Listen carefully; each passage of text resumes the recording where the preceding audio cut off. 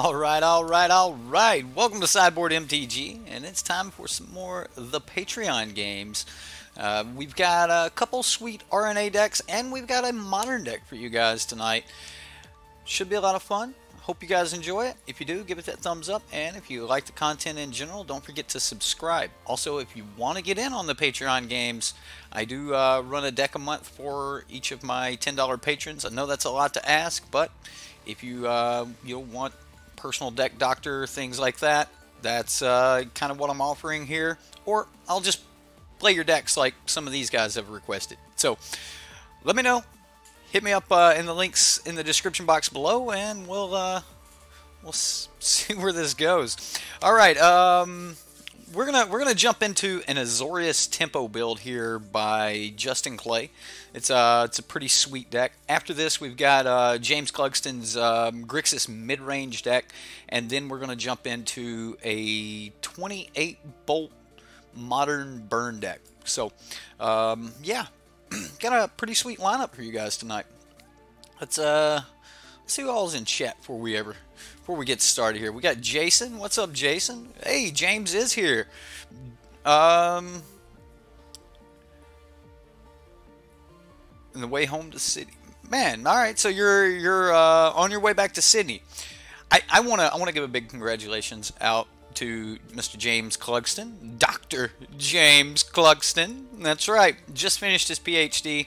He's got a couple more things to wrap up before everything's finalized, but looks like we got a doctor in the house here. So congratulations, James. Much love to you. He's been a patron for quite some time, and has kind of grown into a personal friend. I really like the guy. And he loves Grixis, and we're going to be playing his Grixis deck later tonight. So, anyway, what's up, Be Informed? How you doing? Be Informed. You know what? I'll give another shout out there to Be Informed. Be Informed is trying to start his own YouTube channel, playing some Magic the Gathering, some arena content, things like that. So maybe you want to right-click his icon there, or his little picture, and go to channel. Check him out. Maybe throw him a subscription if you want to. If you like his content, then by all means subscribe to his content. We've got quite a few people that have started streaming and things like that from the community, and I think that that's absolutely wonderful. So if you guys are starting your own streams and stuff like that, and you're looking for a little assistance, I will do what I can to help. I am still fairly new to this. I've only been streaming for a little over a year, so there's still a lot of tricks and things that I'm learning, but I'm more than willing to pass the information on. I'm big into sharing information. I think that that's one of the things that'll help our communities grow, and maybe we can all become maybe a coalition of streamers. That seems interesting, right? Anyway, right, congratulations, James. And Be Informed for starting your YouTube channel up. He did hit Mythic in his grind, so hopefully he'll be back in Mythic if he isn't already. I know he's doing a lot of serious arena grinding. All right, let's get started with this Azorius Tempo deck, shall we?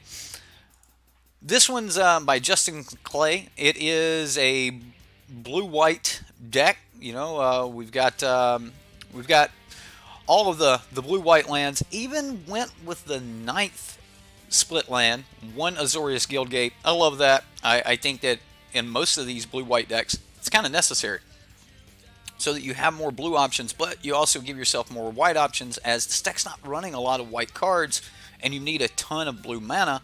As you know, we have like double blue spells like Wizard's Retort.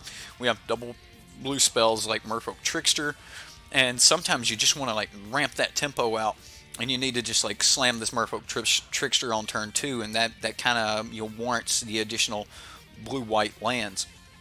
So I like what he's done here with the mana base, and I'm totally not against the single guild gate, I think the 9th split land is very important.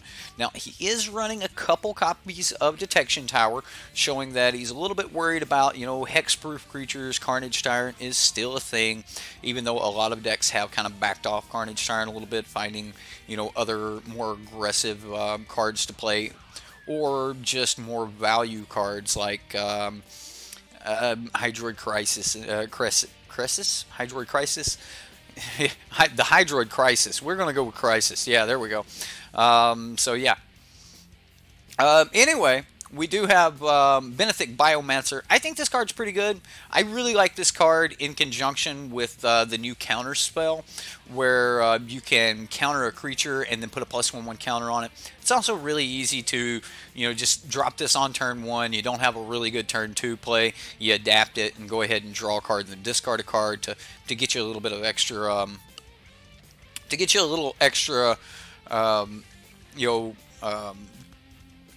oh man, mine went blank. Card filtering. Whew. Wow, that was difficult. I'm sorry. That was hard. Blink of an eye, because, you know, the deck doesn't have a ton of ways to be able to deal with enchantments and other hard to remove things. This is also a tempo based deck, so if your opponent plays something down and you need to continue swinging through, sometimes you can just time walk them by, you know, blinking that creature or a permanent out of the way, and then making them have to spend their turn replaying it again. Sometimes that's not a really bad play, and I do like a couple blink of the eye in here. Same thing can be said for Exclusion Mage. Now, you're going to notice that there's a little bit of a underlying synergies or theme to this deck with Wizards and Merfolk. We've got Exclusion Mage here, which is another Wizard, which will help out our Wizards' retorts. We've got Deputy of Detention, which is really, really good at, you know, helping you remove problematic permanents from the battlefield, and at least keeping them off the battlefield for a couple moments in order to continue crashing in with your little 2/2s and things like that. Deputy of Detention is really, really good. We've also got Silvergill Adept. Now, Silvergill Adept is a Merfolk, but it's also a Wizard, and it'll draw you a card when it enters the battlefield. And as long as you have another Merfolk that you can reveal, you can get away with casting this for the cheap. You know, just the 2 mana. If you don't have those Merfolk, though, this is going to be a 5 mana, you know, 2/1 that draws a card. But there are quite a few Merfolk in the deck. We've got Water Trap Weaver. Now, I'm not a big fan of this card normally, right? But in this particular deck, it fits a couple criteria that I like with the Merfolk creature type and the Wizard creature type, meaning that, you know, it's going to fit both of those synergies that we're looking for. We need Wizards, we need Merfolk in order to help us cast our Silvergill Adepts, and then Water Tap Weaver also, you know, is going to be able to tap down a creature, Frost Breathing that creature so it doesn't untap during the controller's next untap step. We've also got Merfolk Trickster, which is another Merfolk Wizard. It's going to help with the Silvergill Adept. It's going to help with having Wizard counts. And again, you know, that goes with all the things I just said before. But this is also going to help tap down a creature. Now, I do have to point out that because all of these creatures are Wizards, there's 4 copies of Nabin in this deck. Now, Nabin's just a 2/1, but when you start playing additional Wizards that have really good enter the battlefield triggers and things like that, you're going to be able to get additional enter the battlefield triggers. And if you're trying to be tempo and you play a Merfolk Trickster, and you get to tap down 2 creatures, make 2 creatures lose, you know, all abilities until end of turn, Nabin's really going to start to shine. Same thing can be said for Water Trap Weaver. Same thing can be said for Exclusion Mage. If you think, you know, bouncing their 4-drop or their 5-drop back to their hand, but you're also going to get to bounce like that 3-drop that they played the turn before, stuff like that, that's going to be absolutely terrific with Nabin. And then, like, you have to mention that Nabin and Deputy of Detention, you'll be able to get something really important and maybe that less important thing as well, giving you that extra bit of tempo. Now, because we have all of these enter the battlefield triggers and things of that nature, we've got 4 copies of Justicar's Portal. Now, Justicar's Portal is a card that I went absolutely nuts over when I seen it in the spoiler season. I really, really liked Justicar's Portal because I like blink effects. I was a big fan of Venser back when Venser was standard legal. And you know, he gave you that ability to blink things and stuff. So being able to blink like Deputy of Detention in response to them trying to kill it, especially like maybe you played the first Deputy of Detention before you had a Nabin on the battlefield, you know, they go to remove it, you blink it, you just countered their removal spell. You know, the Deputy goes away, they get their thing back, then Deputy comes back, and now maybe you get 2 triggers from the Deputy of Detention, grabbing like maybe a ton of treasures or grabbing a bunch of tokens, plus something very important. So a lot of interaction here with Justicar's Portal. You know, and that's not even talking about being able to like exclusion mage or, you know, get additional water trap weavers. And this is instant speed, so you can kind of like bounce your water trap weavers at the end of turn. There's a lot of tempo play here, so a lot of interaction. I really do like you know, where Justin's going with the deck. I do need to mention that we do have Chart, of course, because, you know, we are going to be swinging early. I like the fact that we got some access to, you know, 1-drops, which actually opens up Chart, of course, for the full value on turn 2, which is pretty important. So, you know, I kind of like where he's going with this deck. So we're gonna try it out here in a moment and see how it goes. Let's look at his sideboard really quick. We've got some spell pierces here. Now, you're not going to find any dive down, but dive down has been kind of sidestepped for Justicar's Portal. Now, we're paying a little bit more for that dive down, but we're going to get a little bit more interaction out of Justicar's Portal because of our Enter the Battlefield triggers. So I kind of like, you know, having the Justicar's Portal around, and some Spell Pierce is still necessary in the sideboard, along with some negates for just pure counter magic. Now, again, it has to be non-creature spells, but we all know the power of the negate. We've got Sorcerer's Spyglass. This is great at being able to get that information from our opponent's hand, so we know exactly how we need to play out our tempo turns and things like that. But also being able to stop them from activating Sources of the Chosen name, which is going to be really sweet at dealing with, you know, cards like Vivian and Teferi, along with, you know, numerous other activated abilities that are on cards. We've got Shieldmare here. Now, I'm a little worried about the double white on turn 3. I don't know if we're going to be playing this on curve as easily as we might be able to in some other decks, but Shieldmare is still going to do a lot of work for us against those red decks. Being able to enter the battlefield, gaining 3 life, and then whenever it you know, becomes the target of a spell or ability, we'll be able to gain some more life. Now, if you have Shieldmare and Justicar's Portal, you play the Shieldmare, they go ahead and target it, you're going to get that ability on the stack. Then, you know, you can just respond to your own ability there with the Justicar's Portal, bounce it, and you just gained 6 life right there and kept your Shieldmare alive, and now they have to target it yet again. That's going to be just, you know, backbreaking to the red decks. We've got Conclave Tribunal. Conclave Tribunal is pretty sweet here. We might need answers for just anything, and Deputy of Detention doesn't always give us, you know, the 100%, you know, answer to everything that we really need, but it's still a really good inclusion in the deck, so I like Conclave Tribunal. Plus, it'll allow for some really powerful plays where, you know, you get to tap down some creatures that probably weren't going to be able to swing in anyway, so that sort of thing. We've also got Lyra Dawnbringer, which, again, you know, when you need to get bigger, and you're in these decks that are running a bunch of, you know, one power dudes or 2 power dudes, you know, just getting bigger with a Lyra helps a ton. Cleansing Nova is going to be pretty sweet here. Sometimes you just need to reset everything. The tempo gets away from you, and you just can't do much about the board state. Just reset everything and go from there. So, what's up, JJ?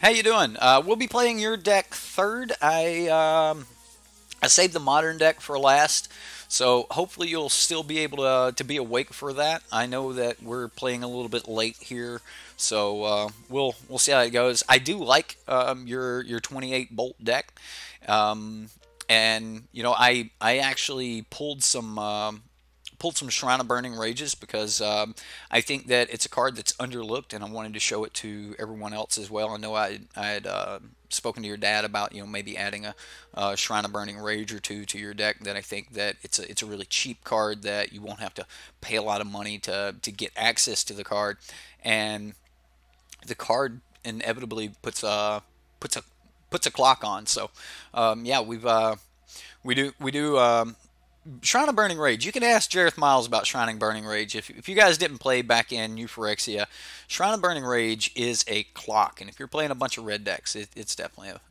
a clock. All right, I know that there's a bunch of people going, "What's Shrine of Burning Rage?" and they're looking up Shrine of Burning Rage right now. But yeah, it's definitely a clock. So, all right, we're gonna jump to our first game here with Justin Clay's Azorius Tempo. So let's see how this goes. Oh man. I gotta go back. I gotta get rid of this huge preview plane. Okay, there we go. Does the deck have enough land for Lyra? I don't know. I don't know. But, you know, it's only one of...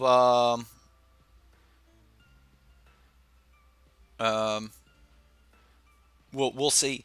We'll see. And if we don't come up against something that's just a lot bigger than us, we're probably not bringing in Lyra anyway. So, who knows? Maybe Shalai might be, you know, a good card in this deck. We'll see. Shrine of Burning Rage sounds like you.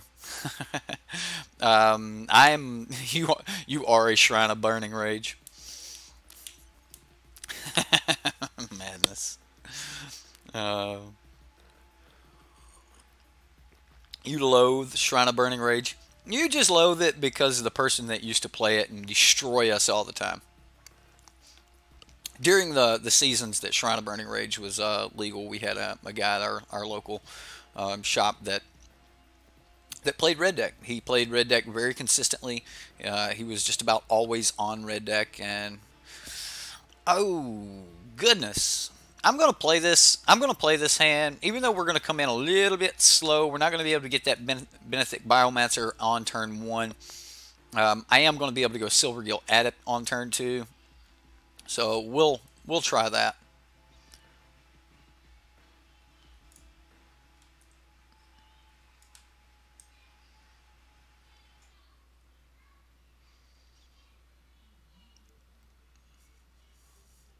Merfolk Branchwalker. Well, we are definitely going to fall behind a little bit on the tempo here. You gonna swing at us with Atlanta Werewolf? You getting in? Huh?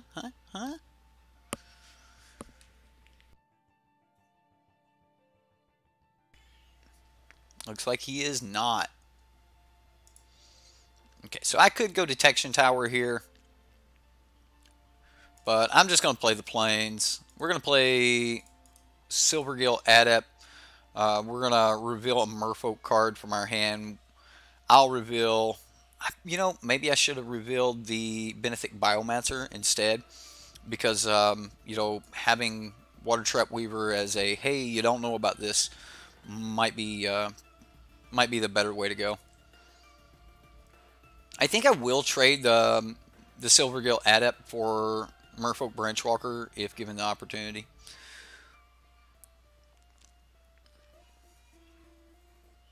Ravenous Chupacabra. Alright, well, we're not going to be given the opportunity. And I'm really not looking forward to blinking a Ravenous Chupacabra.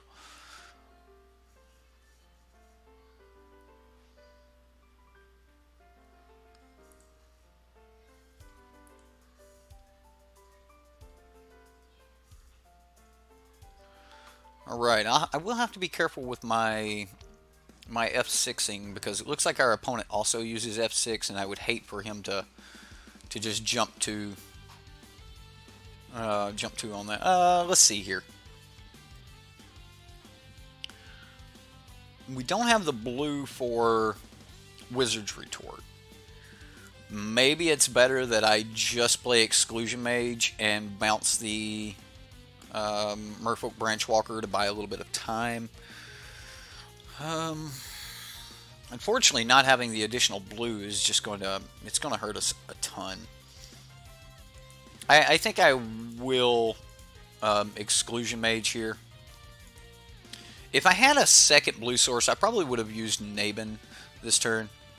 Maybe yeah, let's actually bounce the Llanowar Elf and cut him back on some land. This way he doesn't just, slip in a, a Vivian and give us a little bit more time to draw that extra blue source that we need to be able to counter that Vivian. I mean, trading the Exclusion Mage is fine.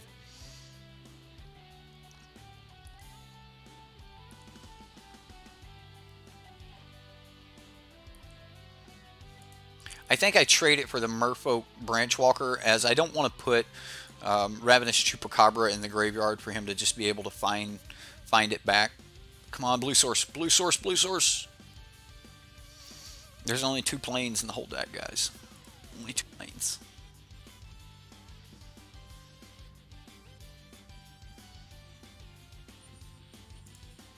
I think I will play Nabin,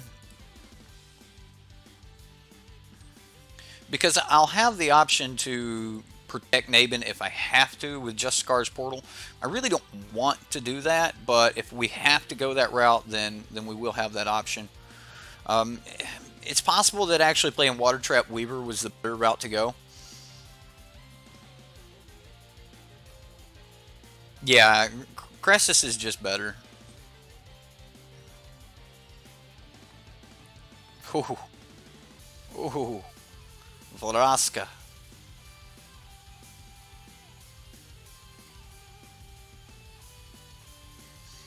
It's heartbreaking. I didn't want to go that route. I really didn't want to do it.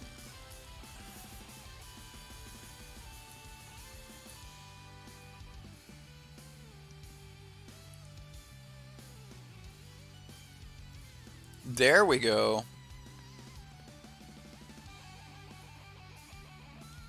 Alright, so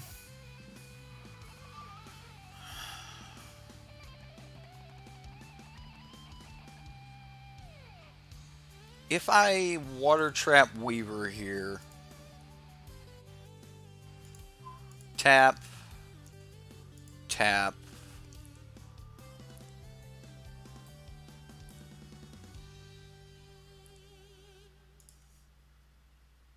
I'm going to swing at Vraska. Even though that feels horrible, right?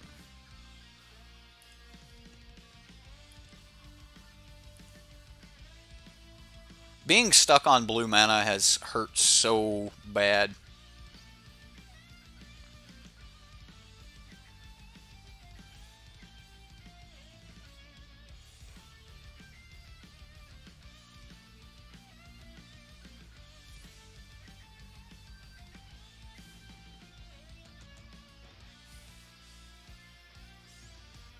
Blanket.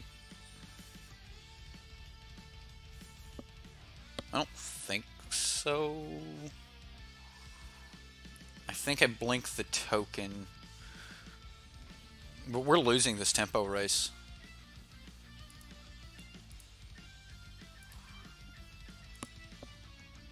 Oh, man.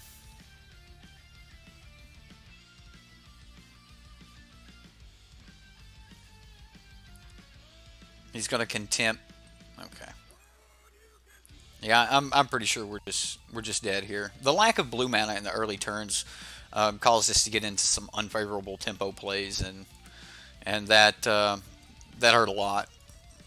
We can play a Biomancer here, which isn't the greatest.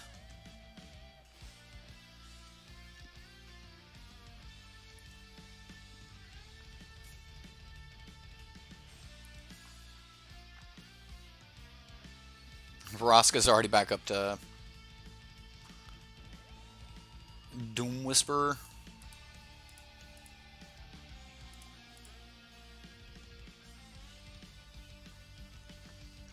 We counter the Doom Whisperer, but it doesn't do a ton for us.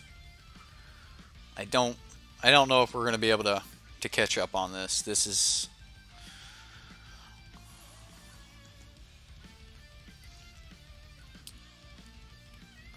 I think I take the 3.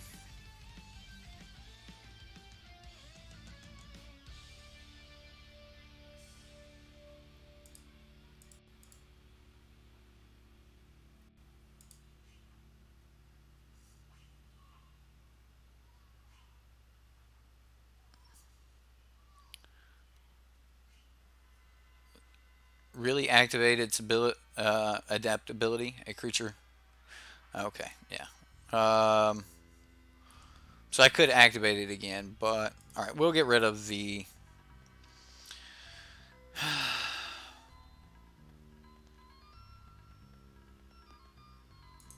I'm scooping, man. I'm just gonna scoop. No Storm Tamer here. All right, so we're gonna say that we definitely want Sorcerer's Spyglass. Cleansing Nova is probably also going to be important in this matchup. I don't think Warrant Warden is going to be... He's going to scoop. I'll play another one because our opponent scooped it up here.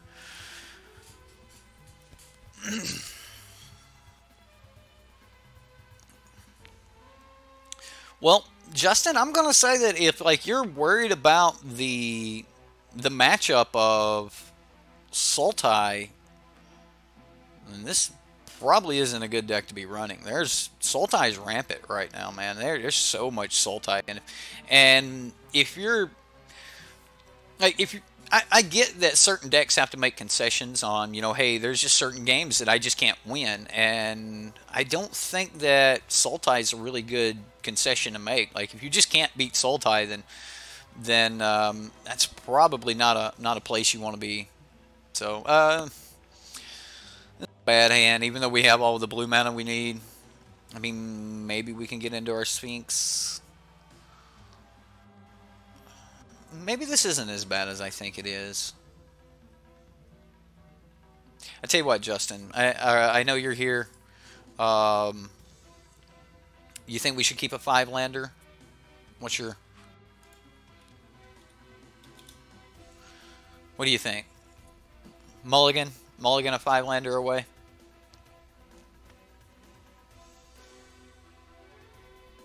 Yeah. I think we mulligan this away. I'm running out of time here, man. I'm gonna mulligan.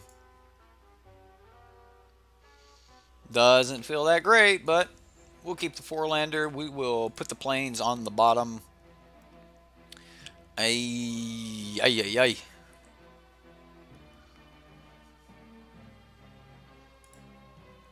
Again, I don't like not being able to... Like, if you don't have a good Sultai or Golgari matchup, then you're in a really bad spot right now.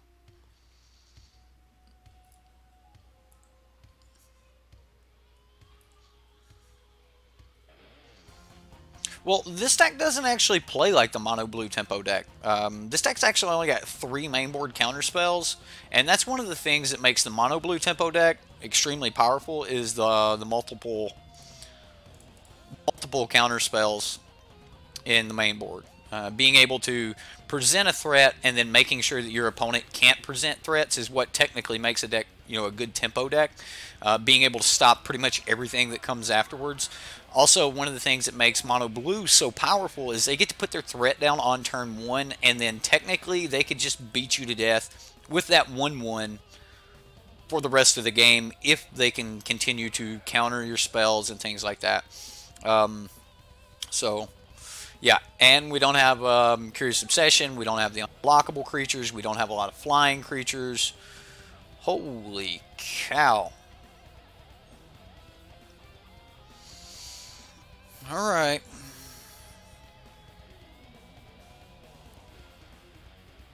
James, I think this deck would have no problem playing Lyra. I'm going to play the Glacial Fortress here. And I'm not so worried about my discard of a card here. I really don't want to bounce that Crassus, but, you know, I can get rid of the Hallowed Fountain.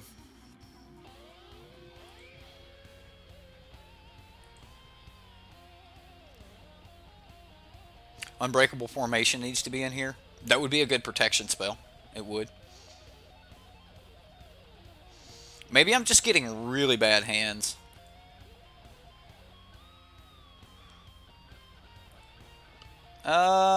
Not going to...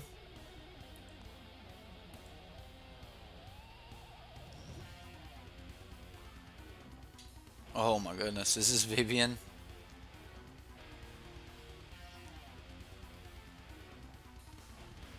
We can't spell pierce it. Oh, it's... No, sorry. It's just another Crassus. Another Hydroid Crassus. One of these days I'm going to learn how to pronounce that word. Wow. Alright. That's brutal. Brutal. We can't beat this.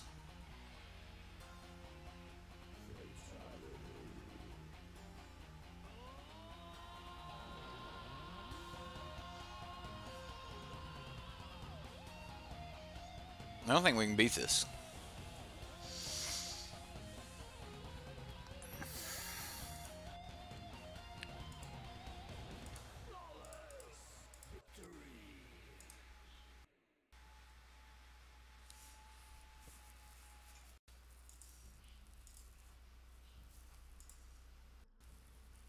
We bounce the 3/3. And we'll bounce the Line of War off.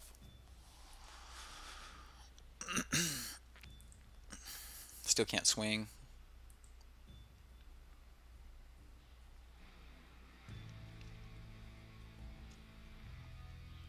Yeah, I don't think we stand much chance here.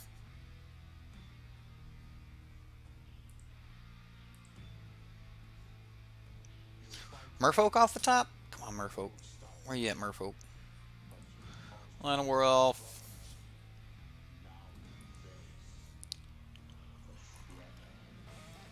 We can't outrun this tempo.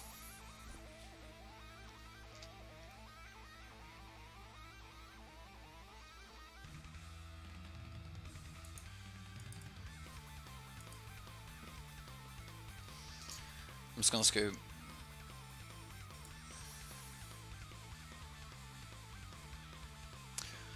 Okay. I think we need all that. I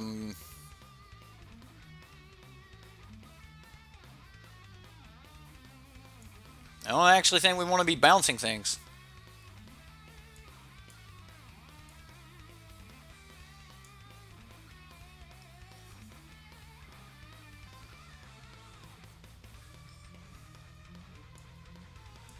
I'm even going to take out a Nabin, bring in these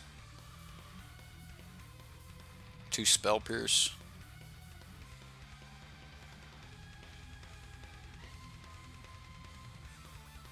Yeah, we'll run like this.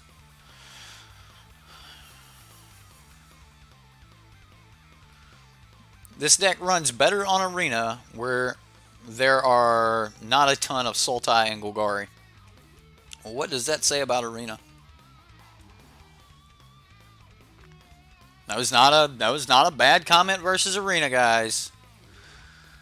But what does that say about the meta of Arena? If the real paper meta and, you know, the 5-0 meta is, I'll keep this in, is all about Sultai and the actual tier 1 decks, what does it say about Arena?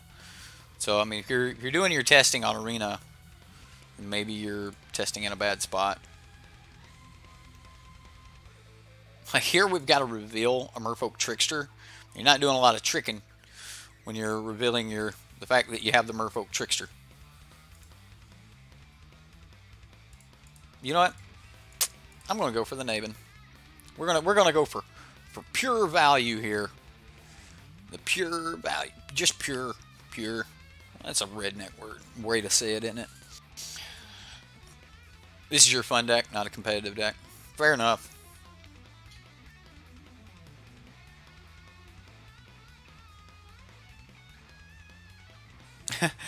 Magic Hefe says, it says that Arena is best of one and different meta than real Magic. So you're saying Arena is not real Magic. Gotcha. Now, I will say this is a great card in this matchup. So, I am going to attempt my Silvergill Adept Draw 2 here. That feels good. That feels real good. Come on, give us that great tempo hand. We do have a counter spell. We've got a Merfolk Trickster. We've got wizards on the battlefield. I might even pay 2 life for this Hallowed Fountain, so I can do both. Tap this J Light Ranger down with a Merfolk Trickster and just roll with it. End of turn, like bounce a Silvergill Adept, draw 2 more cards. These things feel good. Force him to use that negate. Oh, he just got rid of the negate. He's like, I don't want the negate here. Ooh, I don't even have to pay the life. See, that feels good. Alright, so...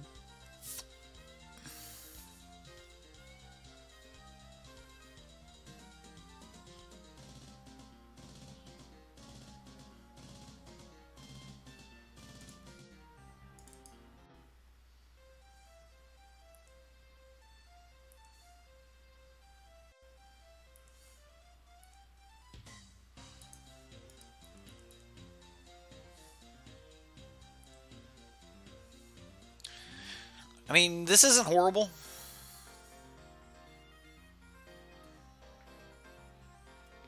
Probably going to have to use the Wizard's Retort here.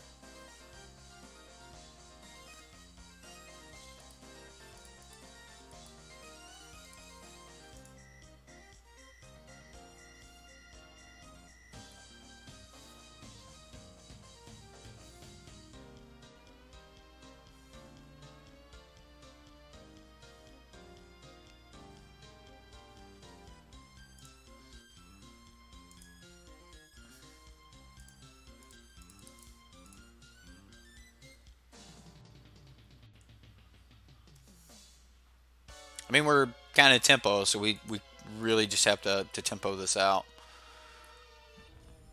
I think if you want to increase your odds versus this particular deck, you're going to need a lot more counter spells. Um,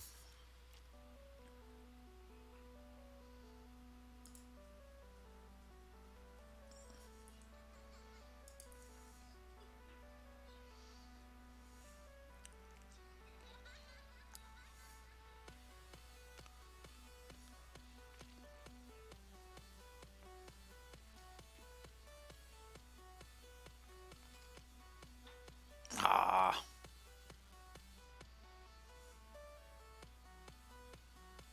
feels okay.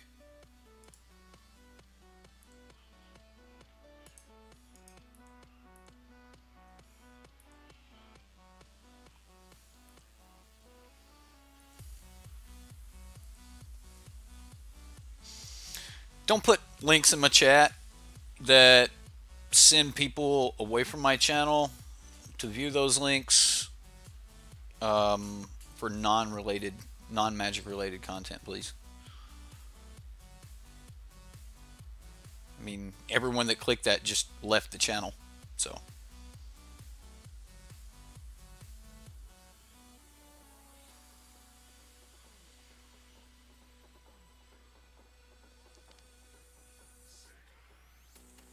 I mean, he's going to draw the cards anyway. So we'll let him have it and we'll Deputy of Detention it.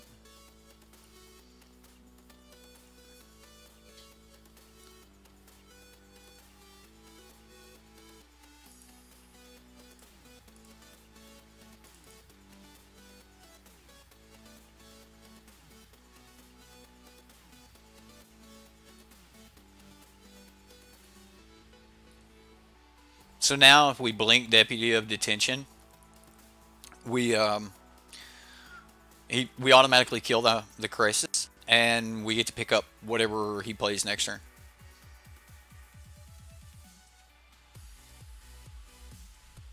Right, Wizard's Retort's the way to go. Like only running 3 Wizard's Retorts.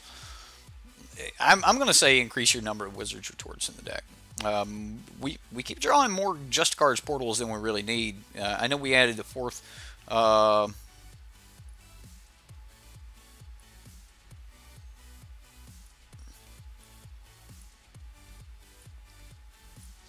People do post links, but it's Magic related. I don't think music videos are Magic related. I mean, I could be wrong. It could have been a Magic related music video.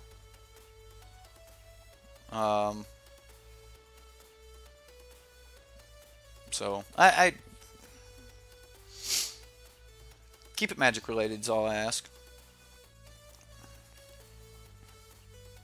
That felt better considering we had cards and not all land. It did. It sure did. I am just gonna run this back. I'm really tempted to bring in Sorcerer's Spyglass, so because we know that his top ends like Vraska and stuff, or was that the first game we played? All right, so we can go Hallowed Fountain into the land. Yeah, I think this will be okay.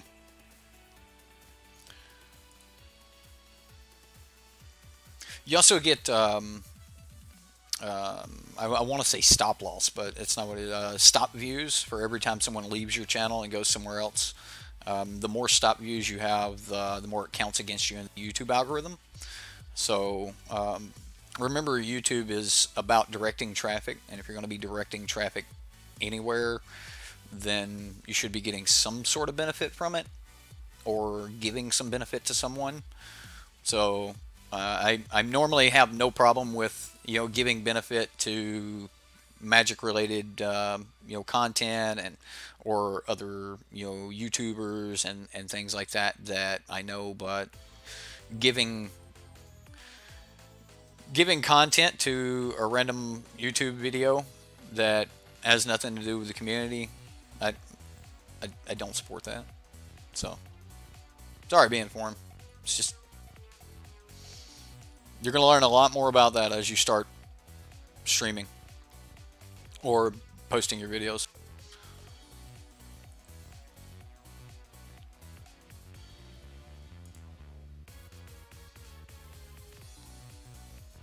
I think we kind of just wait this out.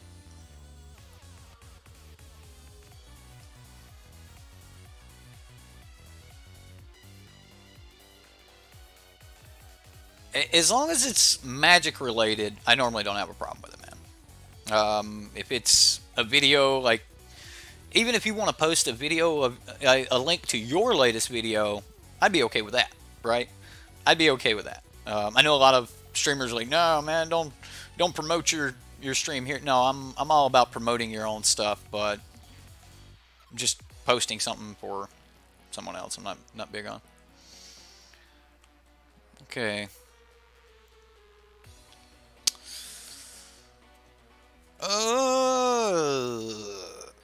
I want to get my Merfolk Trickster down, but I can still just counter whatever next turn. But if I'm Merfolk Trickster, I could also chart a course. Yeah, we're going to Merfolk Trickster and chart a course next turn. I need to get to that 5 mana.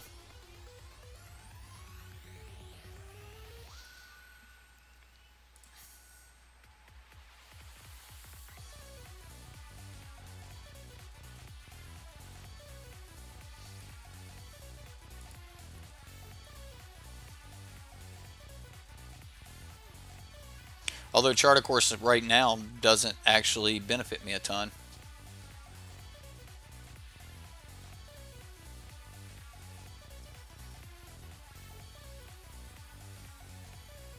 We'll pass. Yeah, Cleansing Nova could be right here, but I'm trying to find a way to set up for a good Cleansing Nova. And I don't know exactly how that's going to work out. Is this a J-Light? I think it's a J-Light. I'm going to allow that.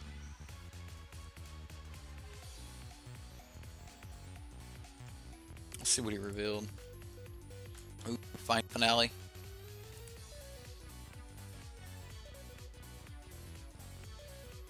Incubation Druid. Oh, yeah.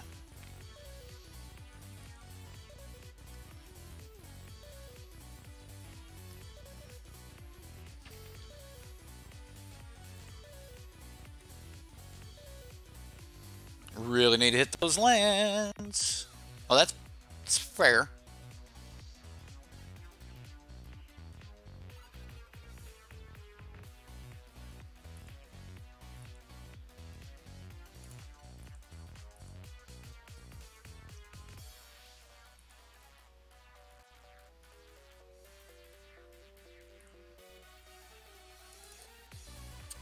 Gotta hit this charter course. Come on, land. Alright, that's a start. What can we get rid of? What's going to be the least important here?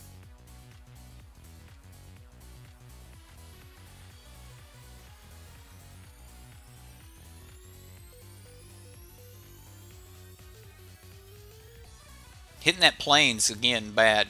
Maybe Plains does not belong in this deck. You got too many double blue sources, and yeah, Plains Plains feels horrible in this deck. Like every time we hit that Plains, it feels bad. I think I get rid of Water Trap Weaver. But yeah, let's get rid of Water Trap Weaver. Oh no, I don't have to get rid of Water Trap Weaver. We go Plains, Silvergill,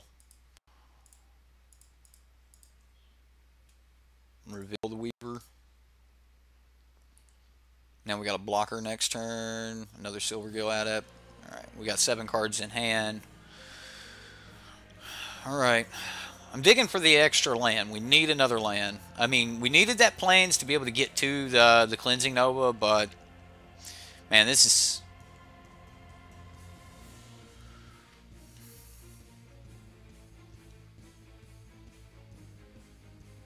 probably going to just trade the Silvergill Adept for anything that swings at us, just to, you know, stop a little damage.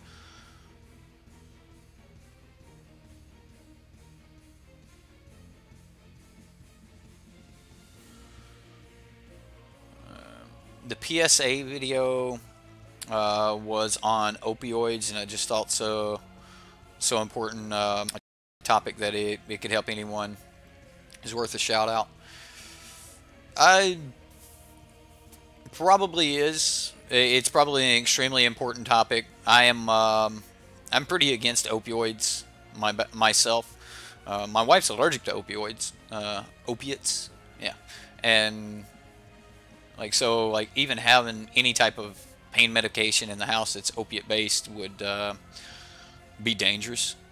Like opiates her, so like we try to stay away from those. We even try to ask the doctor, like, you know, if there's some reason that someone would get some pain medication, we always try to make sure it's non-opiate.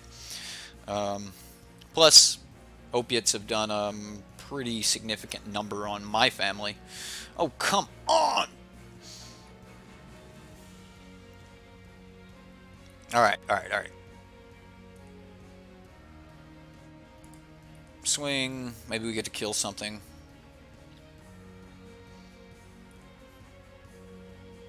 No kills. Come on, chart a course. Give me some land. There we go. And we get to hold up Spell Pierce and Wizard's Retort. Alright. This is okay. And I can Merfolk Trickster if I need to. And what do we get rid of? Weaver? Yeah, I'll get rid of Weaver. End the Merfolk on Merfolk violence, please.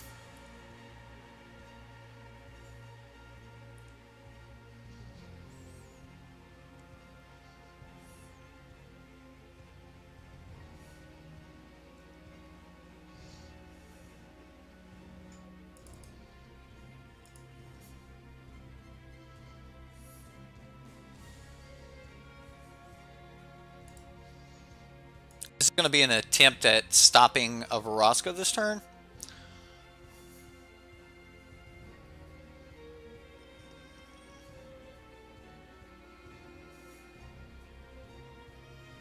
Sure.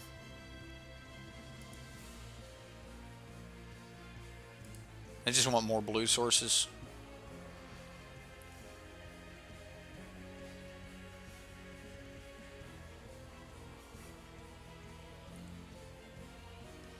So he spends all of his mana adapting here.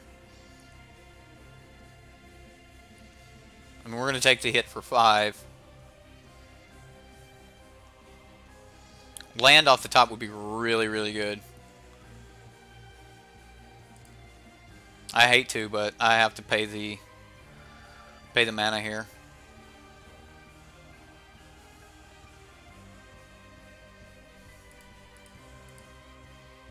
Oh no, I won't have a wizard left.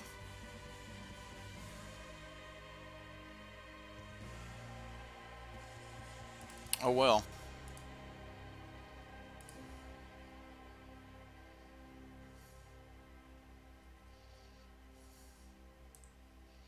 I guess at least we can threaten it. I mean, I'm sure he's just going to cast a huge Hydroid Crisis.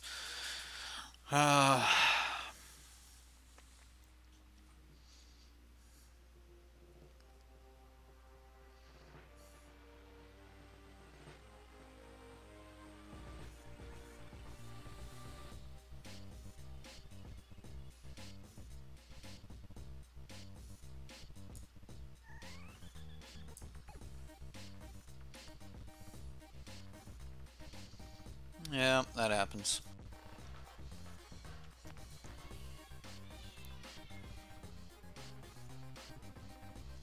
Hey guys, just enough. It's he understands. It's done. Just let it be. Don't turn this into some type of stink.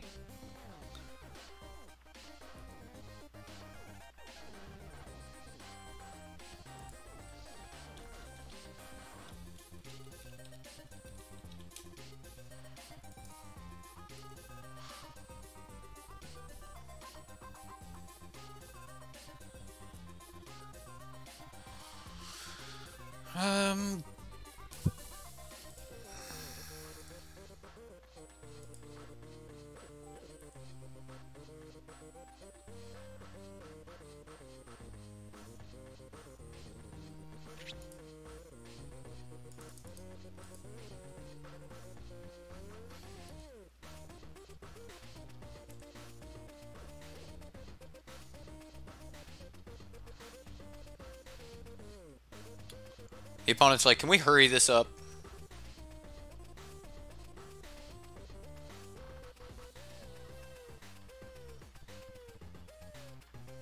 Told him I got 11 minutes left.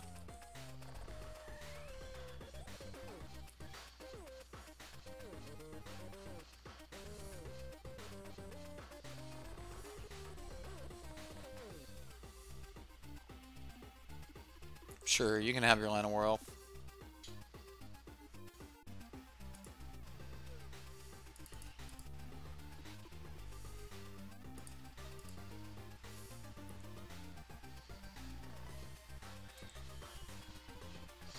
Now we have a wizard for Wizard's Retort, and we can just Guards Portal.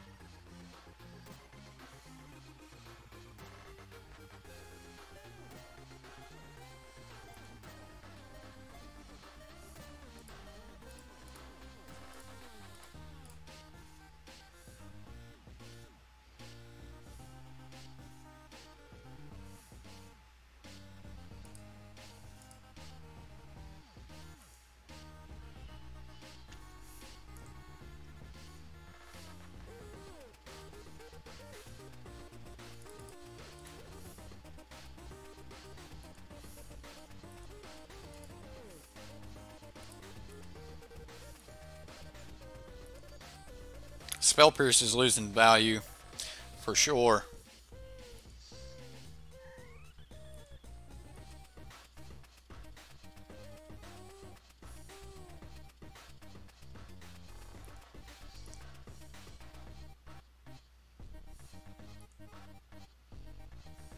Maybe we can double pierce something.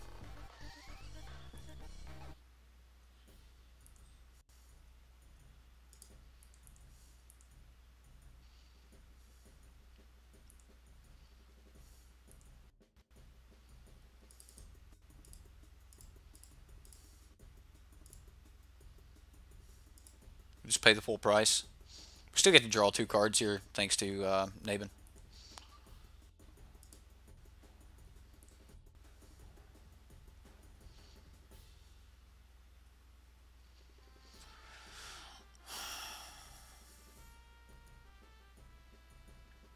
He gets another Hydroid Crisis. We're in so much trouble. Cry the Carnium.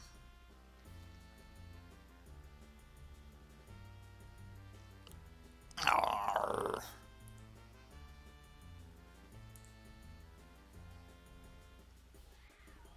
Beat you to death with a 1/1. Don't think I won't. I ain't scared. Or a 1/3.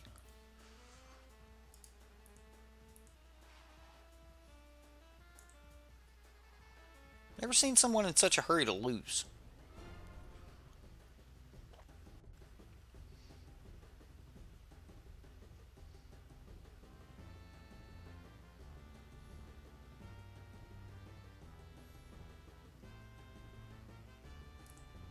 Yeah, jeez. Oh, well, that's bad. So now he gets to Deputy of Detention, take Nabin.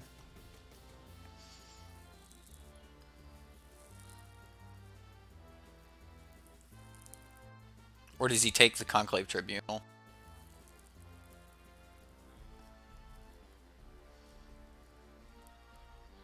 He does take Conclave Tribunal. Okay.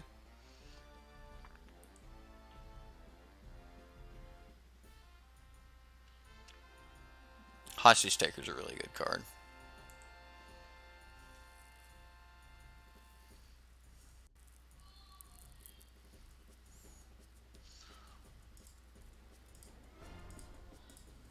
So we deputy, our deputy, and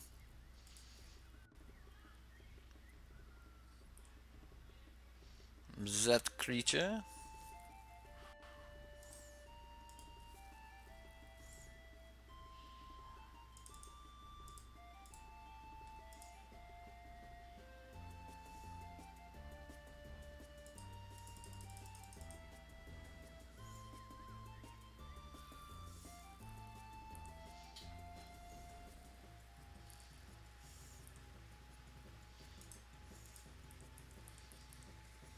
That was a good turnaround. That was a great turnaround. So now if he kills the deputy, we get our deputy back.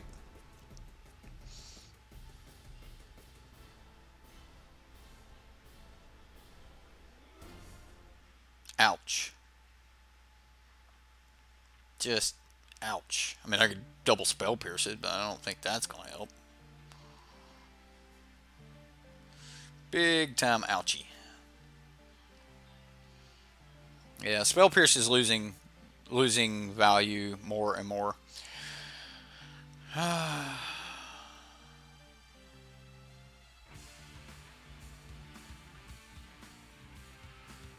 Oh, come on.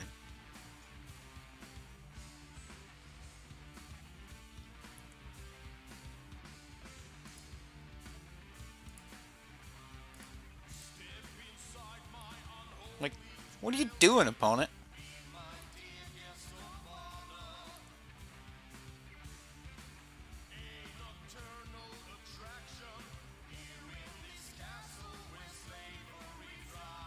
Like, the opponent keeps trying to take our stuff, but the Deputy of Detentions are just too powerful.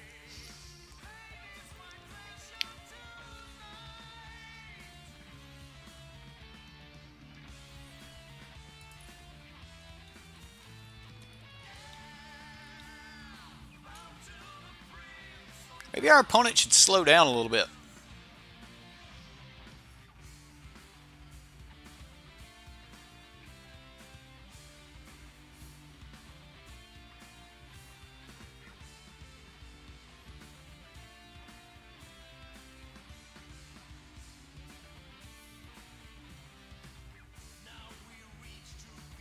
You guys are watching this, right? Like, how powerful these deputy of detentions have been.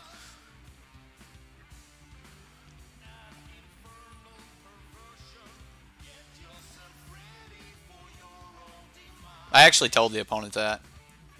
Sorry, I'm a little bit aggravated. Like, he's like, can we hurry up? I was like, I got 11 minutes left. And then after that play, I was like, maybe you should slow down.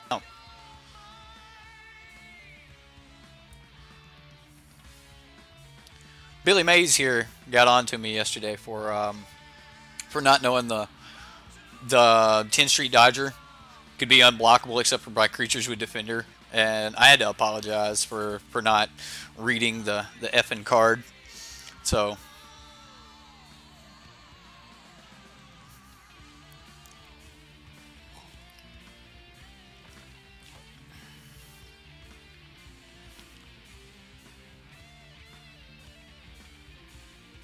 yeah, the limits of Spell Pierce, like the later the game goes, the worse it gets. I was hoping that we would be, faster than this and not getting into the point where he's got so many cards, but that's where we're at. He gets Hydro Crescus, we still may be in some major trouble. So yeah, I was thinking it was Torch Courier. I don't know why, but I was. So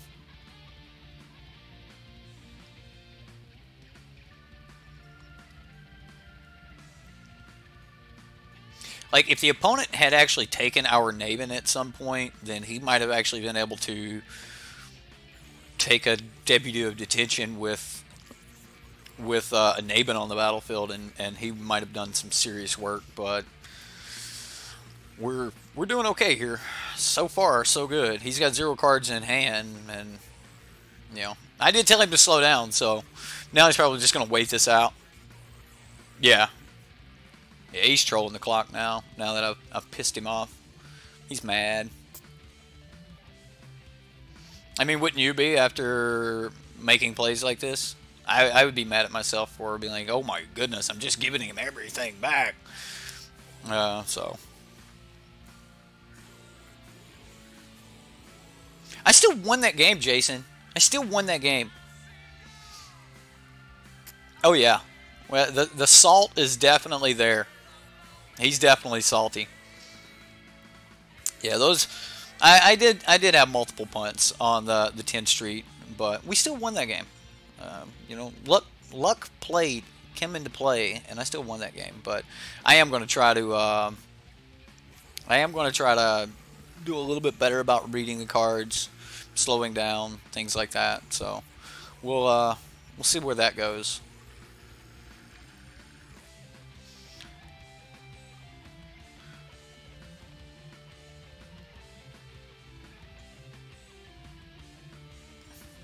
You got a Cavalcade deck? Cool. Check out Tier 1 Jank's YouTube channel, and he's got a Cavalcade deck tech. Much love to Dev, but he's got his own. Oh my goodness! Your opponent's sleeper holds has disconnected. Oh yeah, yeah. Oh, it's cool, man. I'm thicker skinned than that in most situations. I mean, there's certain things that'll get under my skin, but in most situations, I'm a little thicker skinned than getting a little constructive criticism. I didn't read the card. I should have read the card better, and I didn't, and it became a problem. So well, opponent, your deck made a man quit the game. Yes, we have made Sultai just quit. He's just, I'm done. I'm just done.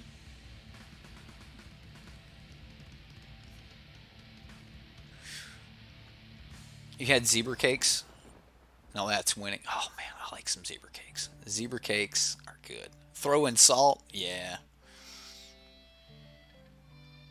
Was he a man or a mouse? I don't know. He was very pushy. Can we hurry up? And I just like I tell you guys, don't let someone else dictate the pace of your game. You play at the speed you need to play at. If you have someone who is trying to go, can we play a little bit faster? Can we play a little bit faster? You take the time that you need, but don't let your clock run out. Keep an eye on the clock, and make sure that you're not just delaying the game, but if you need to take your time to make the plays you need to take, then do that.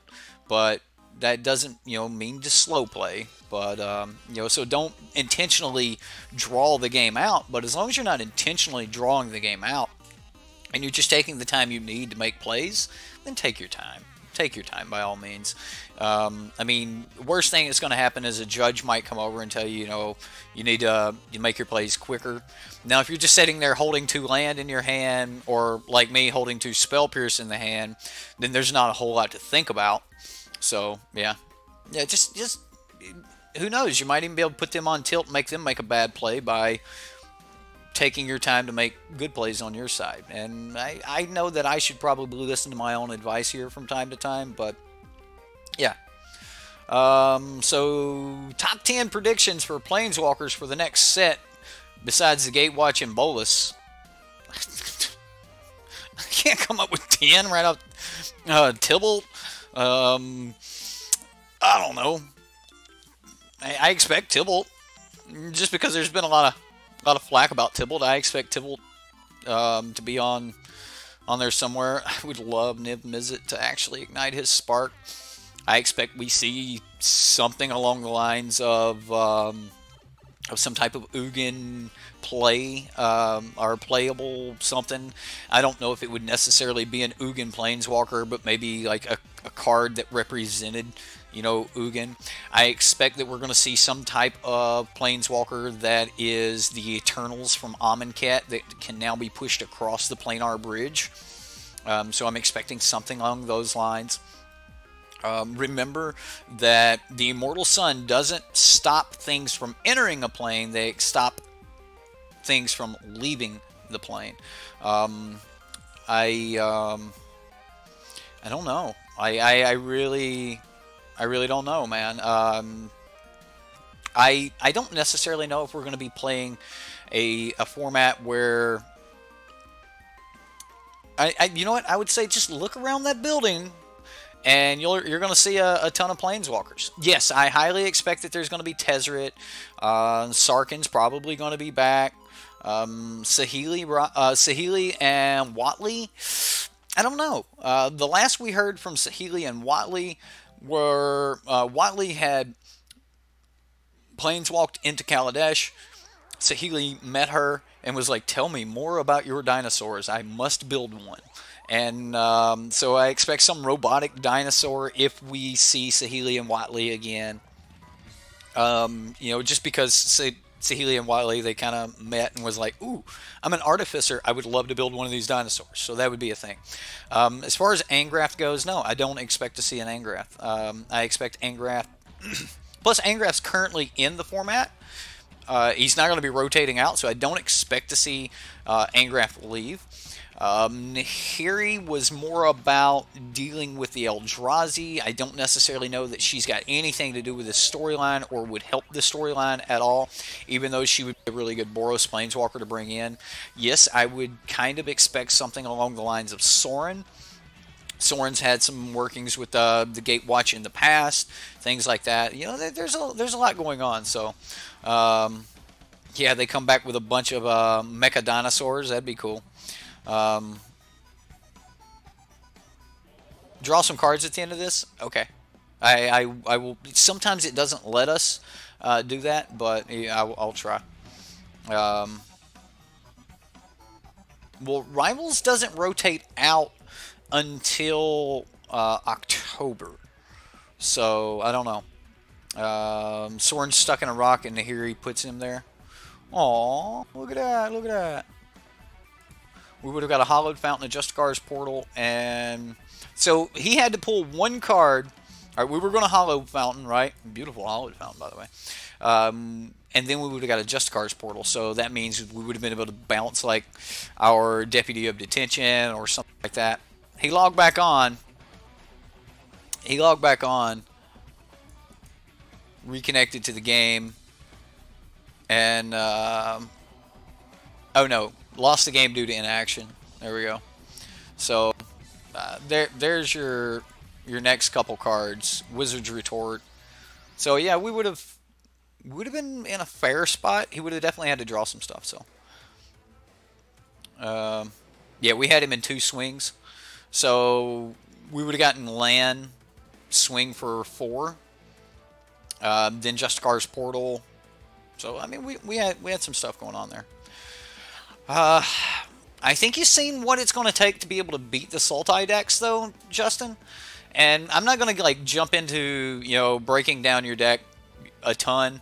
The first thing you got to do, man, is get rid of one of these. One of these have got to go. Like I don't think you want to risk having multiple planes, like just because the nature of the deck and the way the deck wants to play out, and the deck really wants to be playing in the early turns. In order for the deck to be playing in the early turns, you're going to need a lot of blue, and if you happen to pull one of those planes, man, it's going to hurt bad.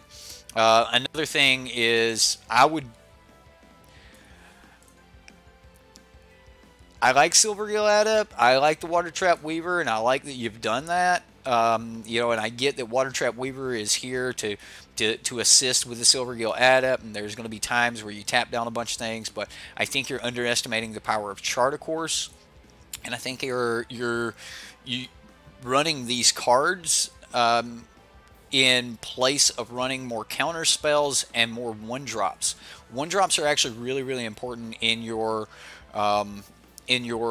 tempo-based strategy. So like maybe you don't want 4 Justicar's Portals, maybe you don't want Silvergill Adept and Water Trap Weaver. So I would definitely look into Siren Storm Tamer, man. I would definitely look into Siren Storm Tamer. Yes, and if you can fit 4 Goblin Chain Whirlers in here, absolutely, by all means do that. Right? Maybe you guys are talking about something else, but no. Goblin Chain Whirler. Oh, you guys are trolling too hard. I like Benefic Biomancer, but I also think that you could probably get away with, Siren Storm Tamer. Siren Storm Tamer is a really powerful card, and being able to protect your Deputy of Detention is going to be really, really important. So, yeah. I don't think you need the Detection Towers, man. I think Detection Towers also, gonna hit you, hit you in the face like drawing a planes would, man. So maybe 1, but I don't think you need the 2. Worst case scenario, you're going to have to put 3 bodies in front of a Carnage Tyrant, or you're just going to have to lose to a Carnage Tyrant. The mono blue decks, they lose to a Carnage Tyrant. So JJ Hunt says, I like this deck. All I would do is change all the lands to mountains and add burn.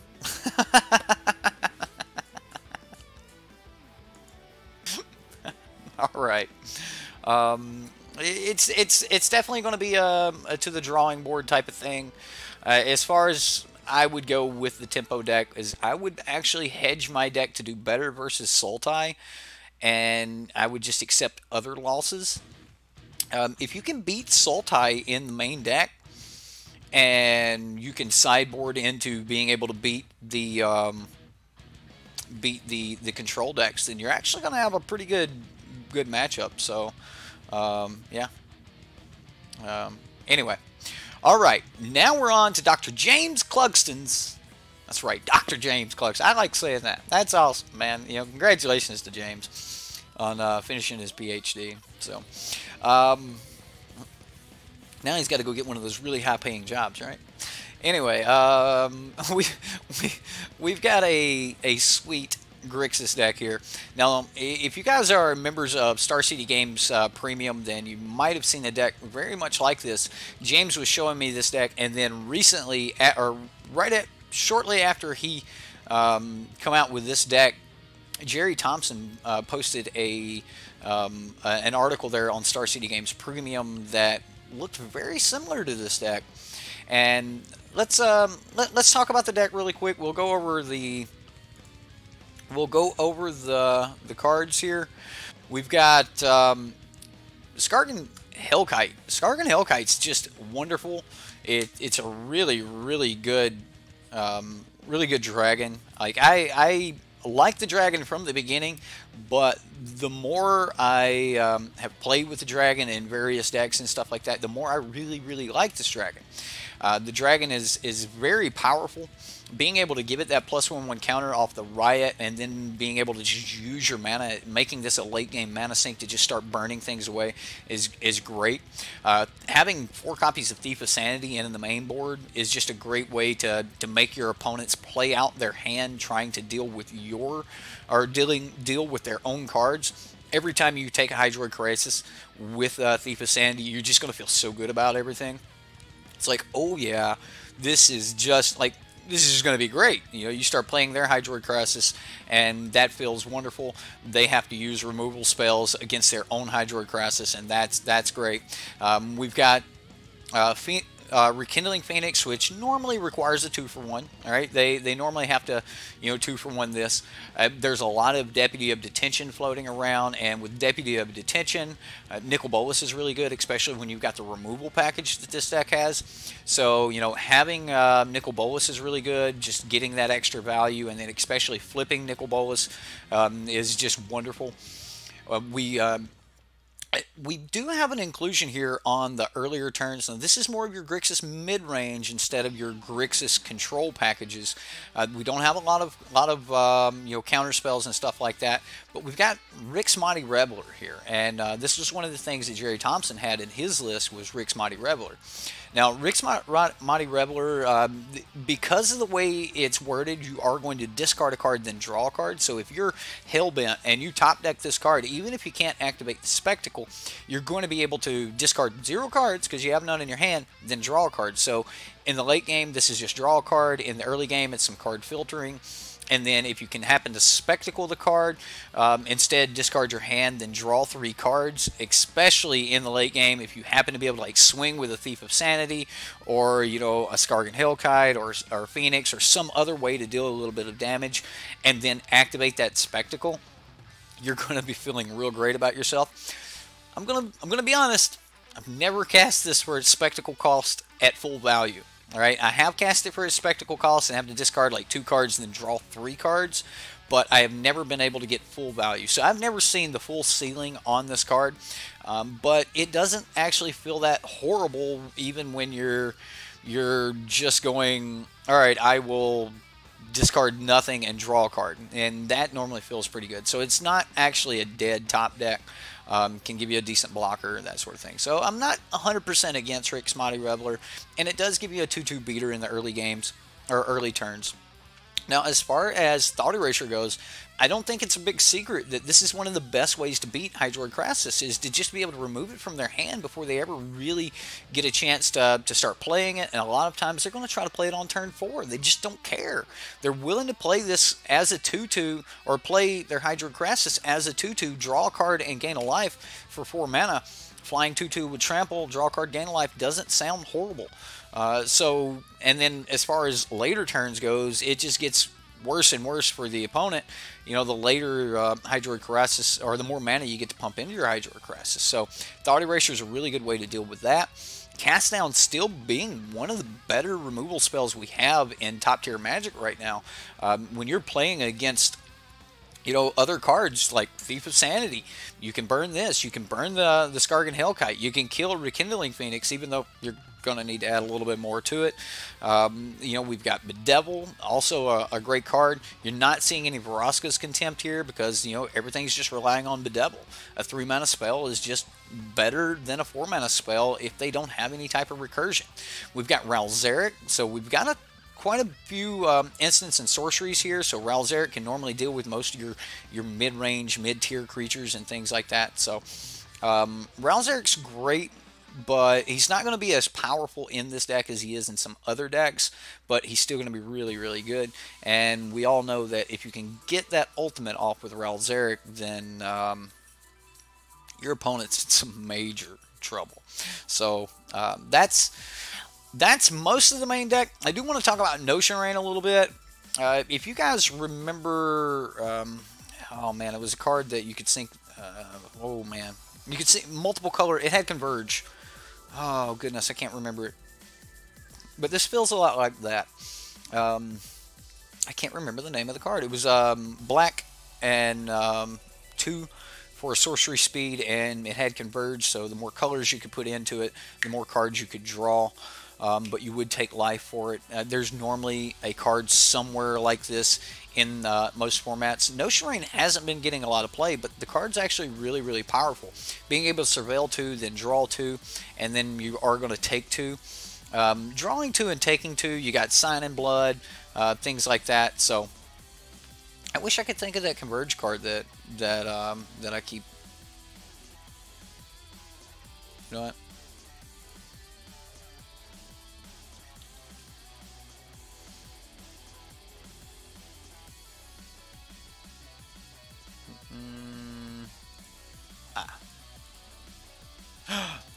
Give me my bolus back. Painful Truce. That was it. Painful Truce. Painful Truce. This Notion Rain reminds me a lot of Painful Truce. You know, you draw X cards, you lose X life, that sort of thing. You know, it's just a little bit more expensive version of Sign in Blood, and that's it's still a pretty good card. We've got Quench, which is, you know, your spell pierce, but can hit just about anything, costs a little bit more. And then one copy of Discovery Dispersal. Discovery Dispersal kind of works as, you know, just an extra way to deal with Carnage Tyrant and things like that. So Discovery Dispersal, not that bad. And then in the sideboard, we've got Cry of the Carnium, which is really, really good versus a ton of decks that are out there right now. We've got Ritual of Soot, which is really good versus, you know, the Sultai decks. We've got Hostage Taker, which we've seen Hostage Taker in the last game not work so well, but it's not the most horrible thing in the world. Disdainful Stroke is a really good counter spell along with Negate, and then we can just rip cards out of their hand with Duress. So we've got a lot going on here. So you should see a doctor about that madness. Oh my goodness.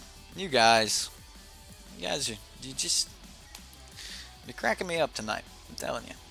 All right, let's go play a game here with this sweet Grixis deck.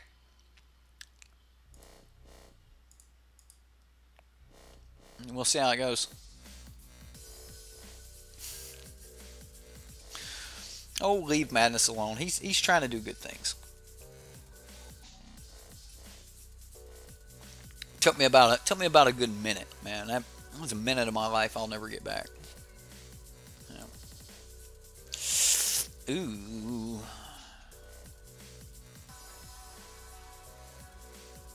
That's gross. And we're on the play.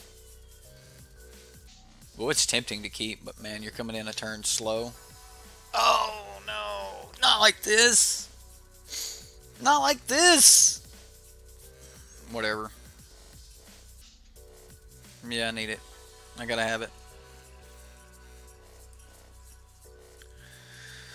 Whatever. Mulligan to 5. Brutal.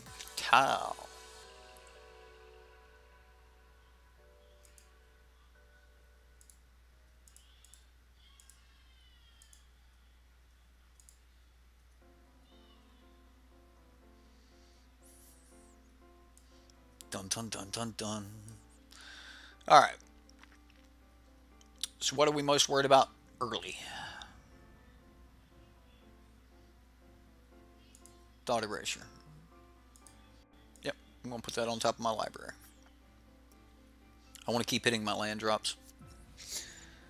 We're kind of hoping he doesn't hit his land drops, and we want to keep hitting ours. So we're going to go blue, we're going to go black. We're going to Thought Erasure again to get an extra Surveil in. I mean, I like being able to rip cards out of his hand, but I'm really worried about that Surveil. He does have another land, so he's going to hit his 3-drop. I'll take the Thief of Sanity. Steam Vents.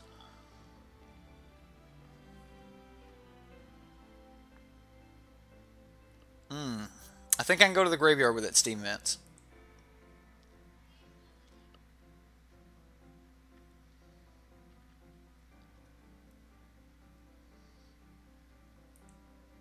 There went our Rick's Mighty Reveler. So we top deck to Thought Erasure.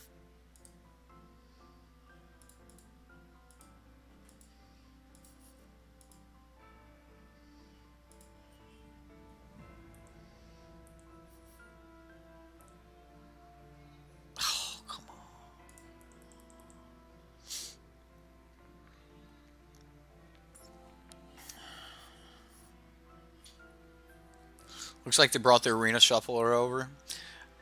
Well, this gets killed, right? But we make him discard a card. I mean, we play Bolas, he kills it. We still do it though, right? Yeah, I know you're gonna mortify. Now you got to discard a card. So there went a mortify, and he discarded the other mortify. I hate playing that land. We're gonna do it anyway. He paid for his Godless Shrine, Seraph of the Scales. Oh my goodness. Oh yeah, yeah, yeah. This is gonna hurt.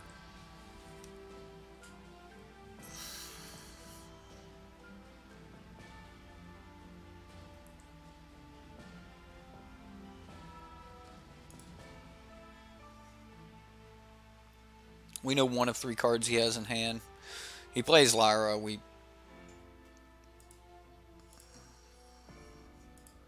Not a lot we can do about that. We do need to hit like a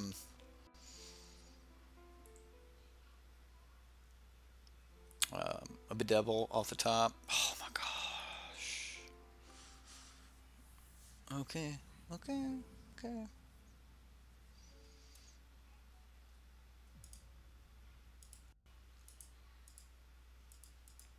I'm not even going to let this deck try to peel out of this. I'm just going to go to the sideboard. Good job, King Leo. Good job, sir. We've played King Leo a lot. Why are you scooping, King Leo? Come on, man.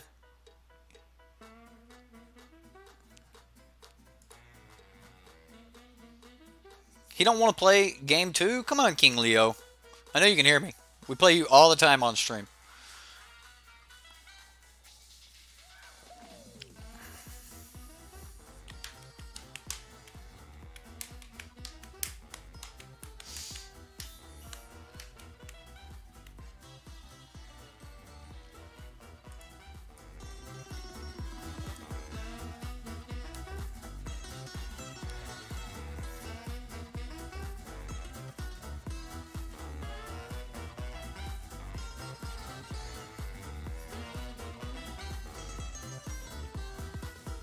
We've been trying to brew a non-gates ramp deck for a while now, and we were wondering if there are any of you fine folks in chat, if you had any words of wisdom. Play gates ramp. Why fight it, man? I mean, I get not liking, you know, the non-gates ramp, but we keep this. This is about as good as it can get, even though we're on the draw. But man, this feels like a great hand. I think we would have done really well against that Esper mid-range deck in game 2. So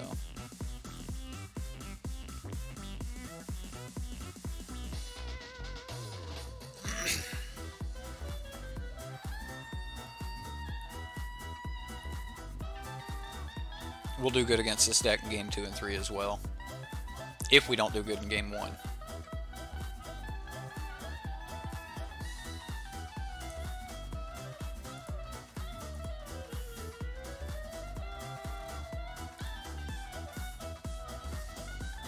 I'm not exactly interested in lava coiling the 1/1.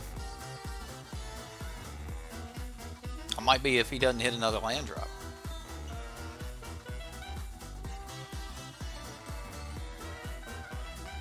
Wow.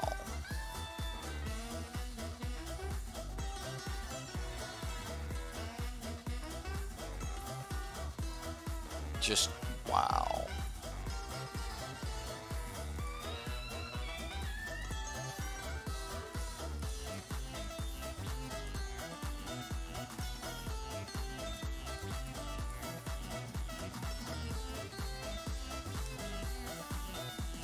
You don't want to play Gates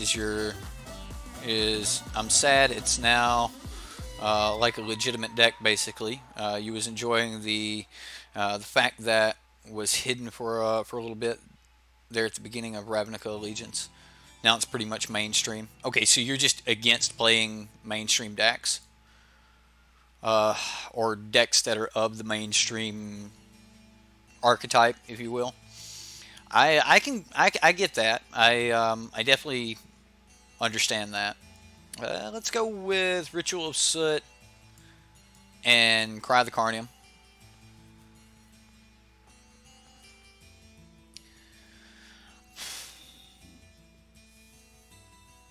I'll get rid of Winch. I don't know enough about what the opponent's playing.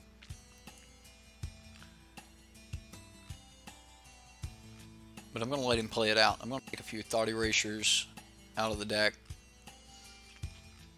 I'm going to bring in Hostage Taker. Got one Rix Mighty Reveler. Bring in another Hostage Taker. Like, keeping the 2 powered guys in when we're bringing in 3 Cry of the Carnium is sometimes a bad thing. But I did see tokens. Hostage Taker is normally really good against tokens. Brewing is where it's at for net decking. I disagree. I think it's really important for us to net deck from time to time and play these decks that are really, really powerful so that we understand more about it. So if I was going to give a piece of wisdom, I would say proxy up the Gates deck, run it a couple games, and understand how the Gates deck feels, right? And then you'll understand why the Gates deck is so good. And then from that, then that will actually help your brews out. Not saying that you need to play a net deck, but I am saying that there's a lot we can learn from the net decks that make it worth playing. So I say don't limit yourself to any particular deck just because you've seen someone else playing it, or the pros are playing it, or something, you know, along those lines. You don't have to limit yourself, and I just don't think that limiting yourself is a really good idea. It's horrible to say, oh, I will never play that because it's red deck wins. Even I don't necessarily like red deck wins, but I am not opposed to red deck wins, right? So again, you know, take it in stride. You know, play a little bit with the Gates deck. Understand what makes the Gates deck good, and mainly that's Gates Ablaze, right? And if you don't have access to some other good, you know, burn type card, then I'm gonna draw some cards here. I don't think that's the best thing in the world for me to do, though, is it? I would still have to end up discarding something at the end of turn. I don't think I want to do that either. Alright, whatever. We'll do it anyway. Do we want that land? Do we need that land? Nah, we'll put that in the graveyard. Put that on top. We'll draw that. Ooh, we got a bolus.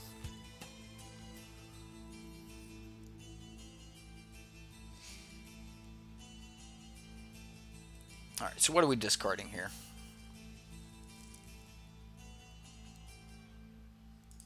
We'll discard the Rix Mighty Reveler. Because next turn we're just going to play Cry of the Carnium.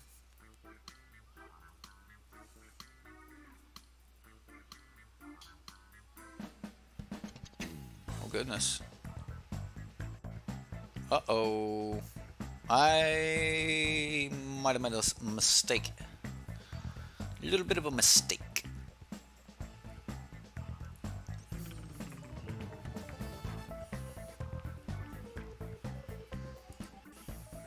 So now we have to go Phoenix. And then trade the Phoenix for a Knight. Ooh.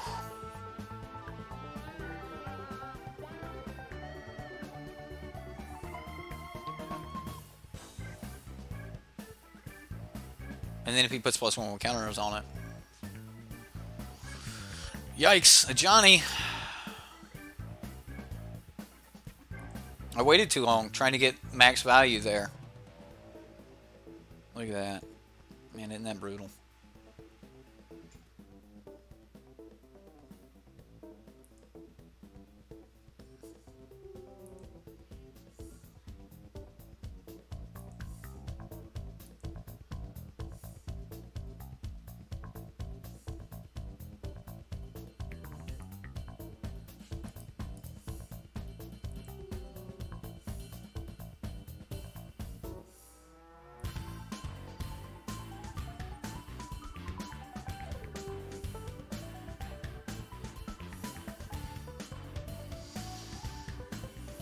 Yeah, a Johnny might have just hurt me bad here. I'm trying to think of a way out of this. I think I have to bedevil the Bajani. Bedevil the Bajani. Yeah. So we'll get rid of a Johnny.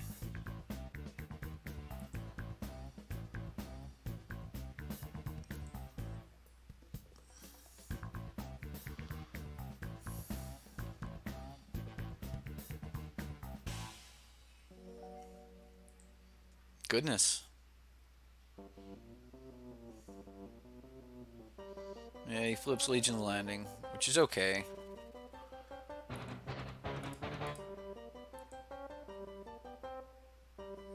So we take 5, go to 4.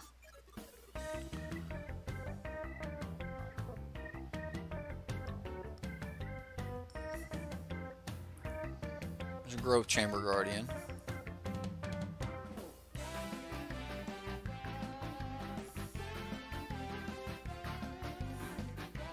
He's stopping me at the end of my draw step?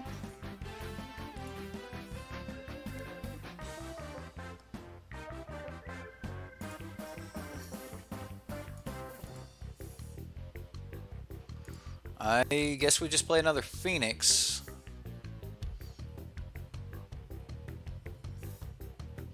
He's going to adapt the Growth Chamber Guardian here. And we have to block the hit. Okay, Phoenix. You can get us out of this.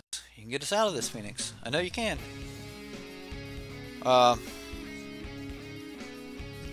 so as far as like your ramp deck goes, as far as your ramp... Oh, man. We lost this game. Game 3.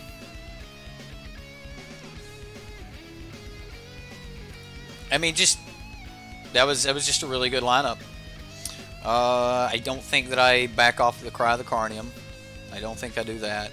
Rick's Mighty Reveler may just be bad here. Maybe I just want the Quenches back.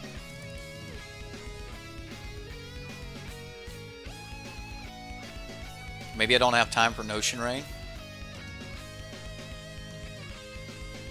If we don't have time for Notion Rain, then we need to be a little bit more proactive and bring in a couple more Thought Erasers.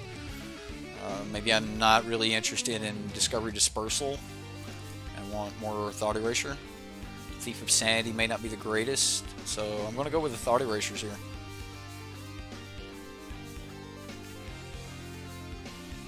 Yeah, Grove Chamber Guardian's a decent card.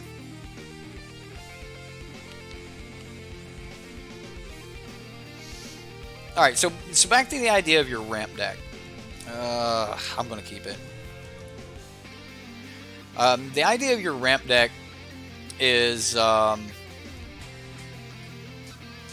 like, so, first off, you need to know what you're ramping into. Like, what's the point of ramping if you don't have some good payoff, right? So, what kind of big payoff do you want in your ramp deck? Do you want to be ramping into Hydroid Crisis? Do you want to be ramping into, you know, just ramping for the sake of ramping is normally not a great deal, or a great idea. You know, do you want to ramp into Nexus of Fate? Do you want to ramp into... like, the gate stack's really good because it ramps into more powerful cards. Like, it just ramps into synergy. Ramping into the Gatebreaker Rams, that's just synergy. Ramping into bigger Gates Ablaze, that's just synergy, right? Like, you can, those cards will play at low numbers of gates. Those cards will play good at high numbers of gates. So, yeah, the idea is... like, what do you want to ramp into? And once you know what you want to ramp into, then that'll help you pick a lot of the other things that need to be in your deck. So, like, it's one of the things that makes the gate stack really powerful is because it doesn't have to ramp into a big, powerful card. You know, like, it just ramps into itself. We're just gonna pay 3 mana here. Yeah, I'll play this so I can pay 3 mana to cast down. And I'll just cast down this Type Taker. if he pays 2 life for this and plays history, I'm okay with that.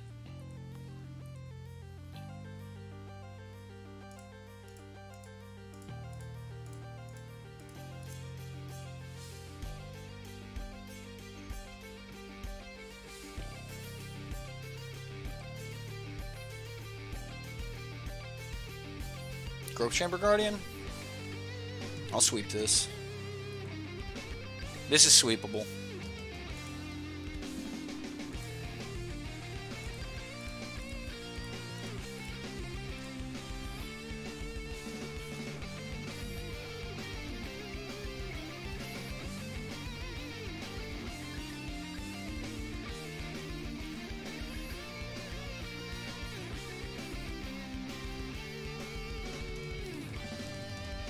So I think I downtick Ral here unless he has another 2-mana follow-up. If he's got another good 2-mana card to play, then I don't think I can downtick Ral. But I will down... he's going to scoop. I think he knows he's beat.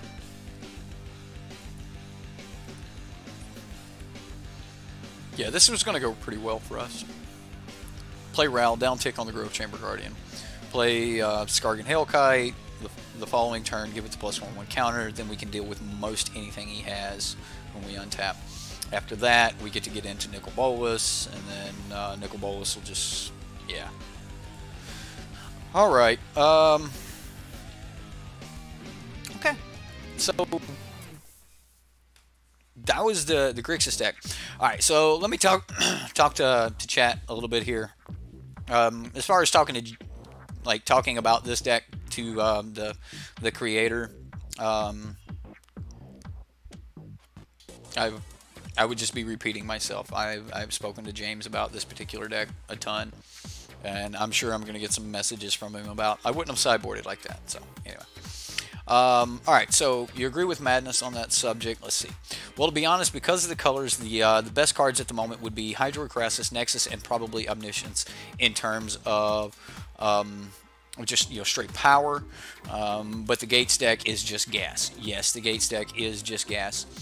Spell Swindle, best ramp in Standard. Okay, Tier 1 Jang, I got you. Tier 1 loves that card. Banefire and Expansion Explosion. Okay, these are really good cards to ramp into. So, like, if you are going to build your ramp deck, like, what ramp spells do you want to use? Are you looking at, are you looking at using Power Stone Shards, for ramp? Are you looking at using Gift of Paradise? Are you looking at, Growth Spirals, things like that? Like, what type of ramp are you really wanting to use? We've got a couple different, versions of ramp, and there's Circuitous Route if you do go the Gates route and things like that. Personally, though, I don't see why you wouldn't want to use the Gates ramp strategy, even if you're not playing, Nexus of Fate and things like that. Then Gates ramp into to the Rams and things like that. It seems just so good that I don't know if I would. I don't know why I would want to do that. As far as Omniscience goes, like, I wouldn't run Omniscience and cards like, Wilderness Reclamation. Like, if you get an Omniscience down, then what's the point of having Wilderness Reclamation? And if you have Wilderness Reclamation, then you can't, like, speed cast that with, like, you can't cast that in instant speed, so you can't, like, stack your mana. So whatever it is you do pick, and if you are going to go the Wilderness Reclamation route, then make sure that you do have a lot of instant speed things. And, Banefire is not the greatest there, but you could just dump all of your mana into a main board or, a main phase Banefire, then untap and sit back on control. So, there's definitely some options there with Wilderness Reclamation. Just make sure that you've given yourself enough things to do with all of that mana at instant speed. Like, don't cut yourself out of instant speed cards. I personally like to be able to draw cards and things like that in my main phase with Wilderness Reclamation, and then untap into control. Precognitive Perception is a really, really good card in Wilderness Reclamation ramp decks. But again, with a Wilderness Reclamation, if built right, you're not going to need a ton of ramp cards themselves, because you can produce so much mana. So yeah, I know that was just a little bit all over the place, but again, my personal advice if you want to be in a ramp is ramp with gates. The gates are the way to go, and it's also a really cheap mana base. Like, you're not going to have to spend a ton of money on your mana base. So, you know, the gate stacks are not the most horrible thing in the world. But to be able to just say, I'm not playing a gate stack just because, there's a Nexus gate stack that's tier 1.5, it's right under the top decks, and, I just don't want to play it because, there's that deck. Well, why not play it and play the other version of it, or play your own particular version of it? Maybe you run the Colossus and the Rams that other people aren't running, that sort of thing.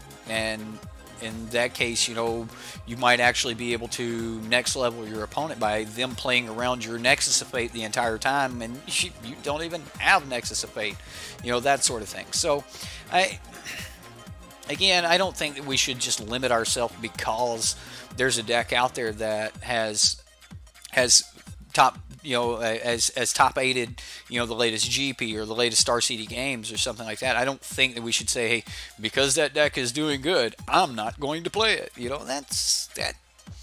We're supposed to be a smart group of people that don't seem very smart, right? Like, Magic players in general are typically smarter than your average people. I mean, that's why you're probably drawn to Magic, is because Magic can actually push most of us to our mental limits. I mean, like, you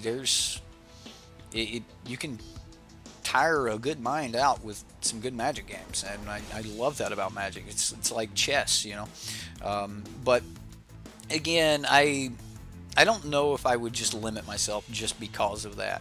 I do like instant speed spells though with Wilderness Reclamation, like Expansion Explosion. It seems great.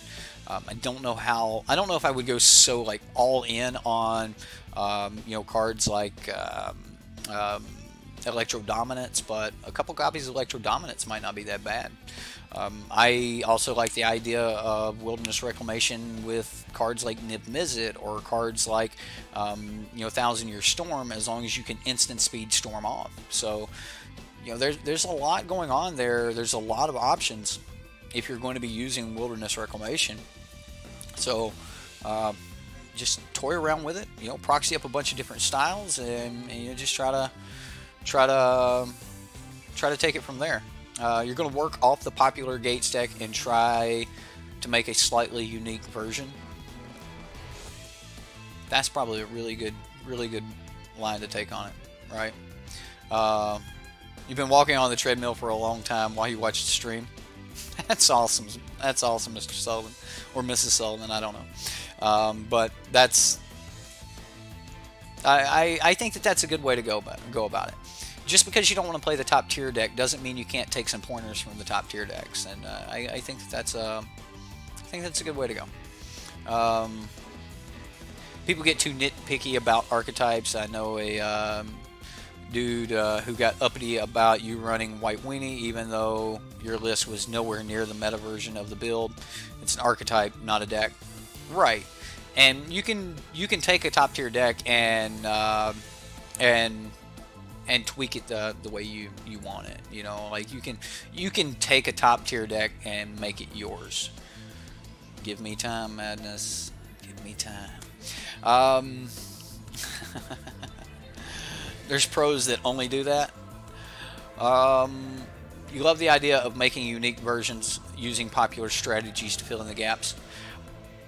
I actually think that's one of the best ways to next level people is, if you come up against that really good player, that top 8 in your F&M, and he has studied the entire meta, and he knows every deck, and he knows every card in your deck because you're playing in that deck.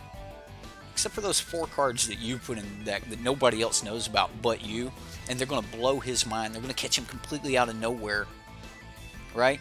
So sometimes taking a top tier deck and saying, I want to play it like this. I think if I make this change, it will it will benefit my play style, you can catch people completely off guard with that and just completely next level your opponents. And I think that's a good way to do it. I think that's a really, really good way to do it. Shameless plug to Boros Boons. He's like, that's what I do with my Drake's deck. It's over on the Reddit. Check it out, right? I got you, Boros. I got you. Yeah, some Bozak tech. That's right. That's right. There's a lot of really good players that will do exactly that. Why do none of the lists play Angel that gains life? At most, you've seen like 2 in the sideboard. I've got to play my wife's list for you guys. She actually plays that card, and she's been doing really good with her Gates deck. So, maybe we'll do that at some point. I'll play some Arena and show you guys my wife's Gates deck. Her deck's not like everyone else's, but it's hers. It is a Gates ramp deck, but it's her Gates ramp deck. Her mana base is a little different than everybody else. She's my wife, so just naturally she is not going to listen to my advice, but she doesn't really need to. She's been crushing people with the deck, so I guess maybe I'll have to play my Gates or her Gates deck for you guys. So, yeah, she plays the Angel. The Angel's really good, especially if you're playing on Arena where there's a ton of red deck. The Angel's pretty good. So, vote for Fish for Sub Sunday. Speaking of Magic Hefe, if JJ's still around, we're gonna play some 28 bolt. All right, let's get this up. All right, we're gonna jump into this 20 mountain. I love this mountain. I wish I had them in foil. This is a great mountain. I like this mountain. I don't know why. It just reminds me of you know, World of Warcraft, like the cave that went back behind BRD, right? Like when you go in BRD and you go back down behind the jail. This was just, it just reminds me of that cave. And I spent so much time back in vanilla in BRD, and it was just, I don't know, it was just good times. I have really good memories there. I was trying to farm this stupid purple armor for my hunter. Whatever. Anyway, moving on. Alright, so we've got Lava Spike. Deals 3 damage to target player or planeswalker. We've got Lightning Bolt. 3 damage to any target. Alright, we've got Shard Volley. This additional cost to sacrifice land. 3 damage to any target. We've got Thermo Alchemist, which you can tap it and deal damage to each opponent whenever you cast an instant or sorcery. Untap Thermo Alchemist, so like you're just shooting ping, ping, ping, ping, ping. We've got Dismissive Pyromancer, which is actually really good because it's a wizard. It's a wizard, and it has a discard outlet on it, so we can discard our Fiery Tempers, which will then make them lightning bolts. The wizard part of it actually fits in with Wizard's Lightning.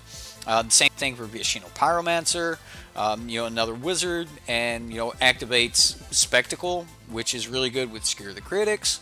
And then we've got Rift Bolt, which Rift Bolt is great. Just, you know, another lightning bolt.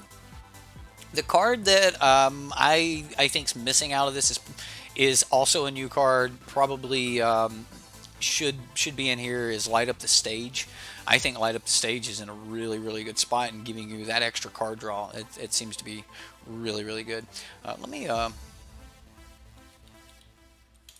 This is a card that I thought that was worth playing in these type decks. That.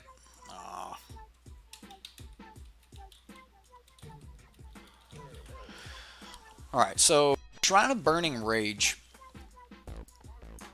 We'll pull up the pretty art, right? Shrine of Burning Rage, at the beginning of your upkeep, whenever you cast a red spell, put a charge counter on Shrine of Burning Rage. You can pay 3 mana, sacrifice Shrine of Burning, tap and sacrifice Shrine of Burning Rage, and it'll damage equal to the number of charge counters on it to any target. Shrine of Burning Rage is just a clock. You can get this out early, and then you can just start playing out your spells.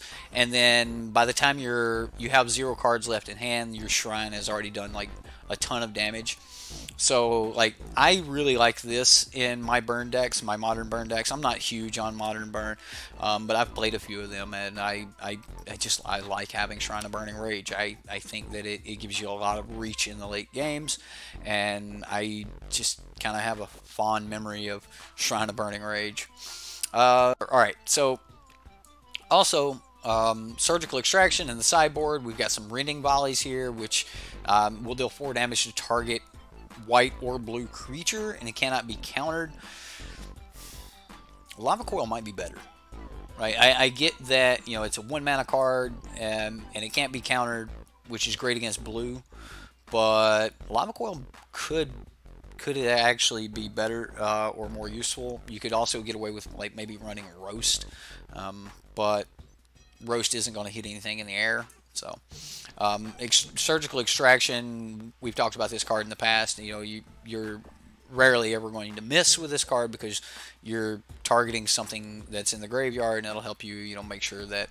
So you got to deal with something the first time, but then you can make sure they don't have other things. It's really good against, like, Dredge and things like that. So, we've got Dragon's Claw here in the sideboard, which is a little bit of life gain. You know, this is one of the original amulets, and Dragon's Claw, whenever you cast a red spell, you gain a life. This was in, like, the very first Xbox version. Like, this card's just been around forever.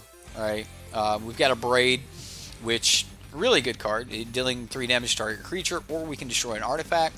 We've got Blood Moon, which works really well against, you know, a lot of decks. If they don't have basics, then Blood Moon's going to do some work. And then we've got a copy of Dismember, which you know, is going to help us deal with, like, Gurmag Angler and things like that. So that's the deck. I butcher this by not playing around particular cards. Guys, please bear with me, because I'm not a modern player. I haven't played a ton of modern, so I may end up butchering this a little bit. JJ, please forgive me if I butcher this, but we're gonna go try to burn somebody to the face. So, modern.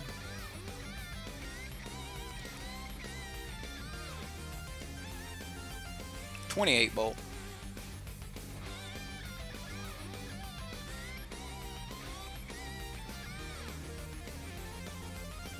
With the M series core decks, yeah, man, this thing's been around forever, dude.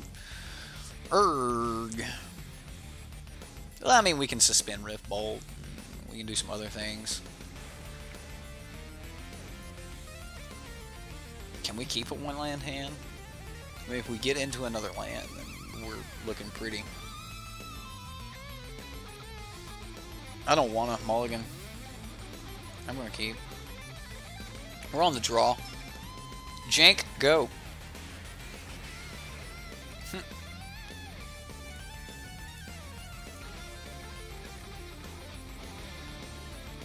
So we just suspend a Rift Bolt.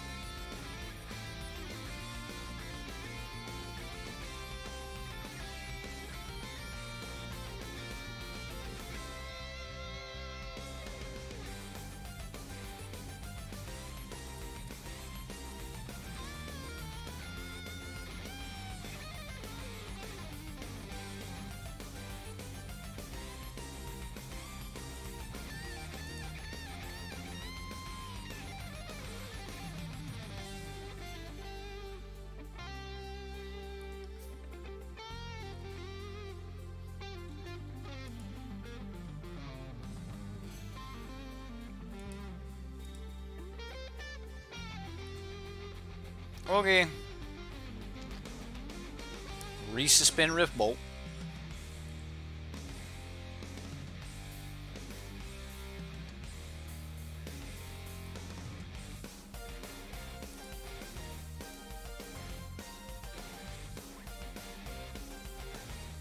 So he's just gonna keep fighting this Rift Bolt.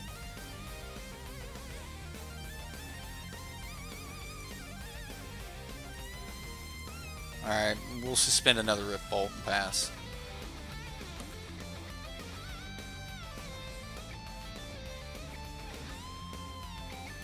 by 12 bolt by MTG Goldfish.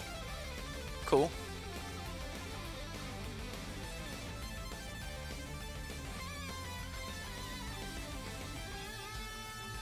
Whoa, Fevered Visions.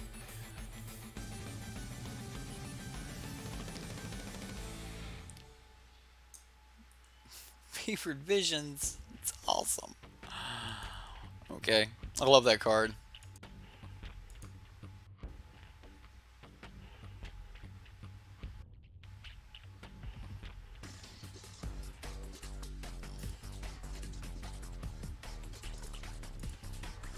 We'll suspend another Rift Bolt and pass. Hey, we got a land. I think I'm getting rid of Dismissive Pyromancer. Like, I don't know if Fevered Visions is the right way to go versus a burn deck, but it might be. I mean, if he can just like counter pretty much everything we're doing, then we might be all right. Ooh, another Fevered Visions. Oh, we're gonna draw so many cards, and we have a better chance at actually using all of our cards than he does. So I'm okay with this.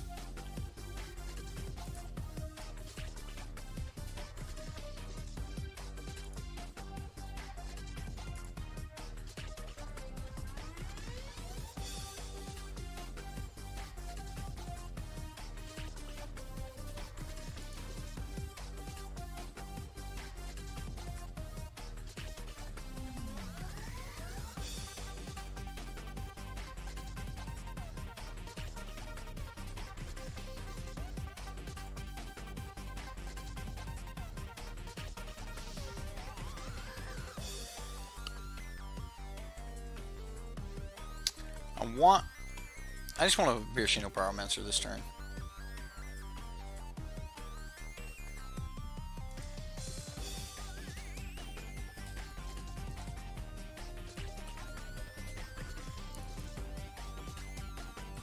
Alright, so Lightning Helix is Pyromancer. We're gonna draw some cards. I'm gonna get rid of a Shard Volley.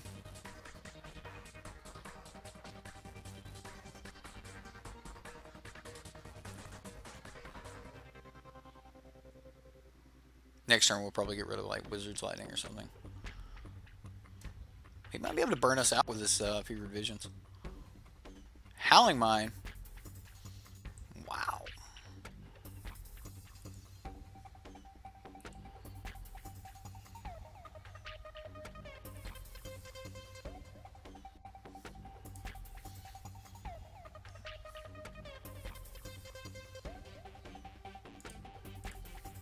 Spend Thermo Alchemist? I'm sure he can actually deal with the Thermo Alchemist.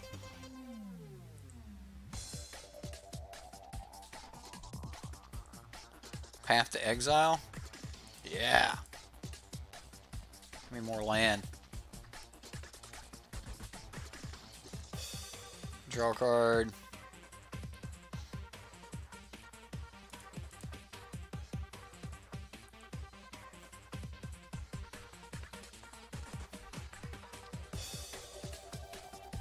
So we do have a Rift Bolt suspended right now.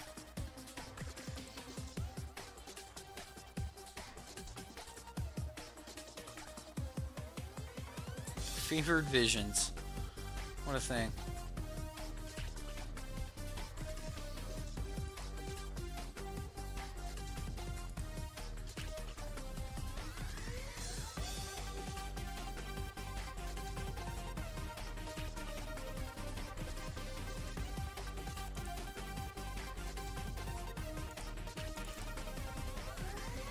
Pyromancer?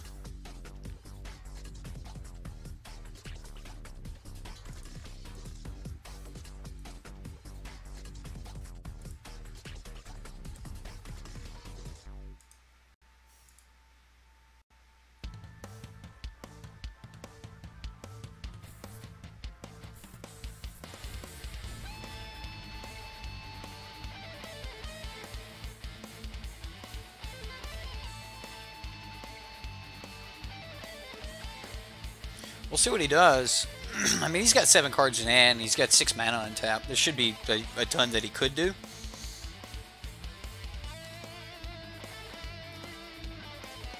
No.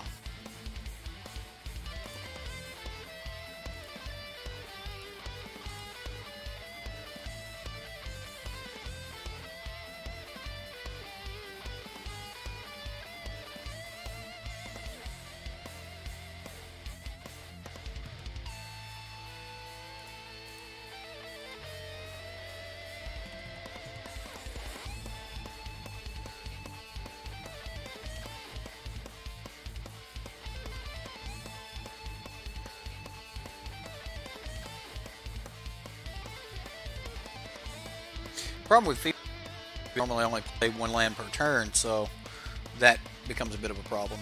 Oh man. Okay.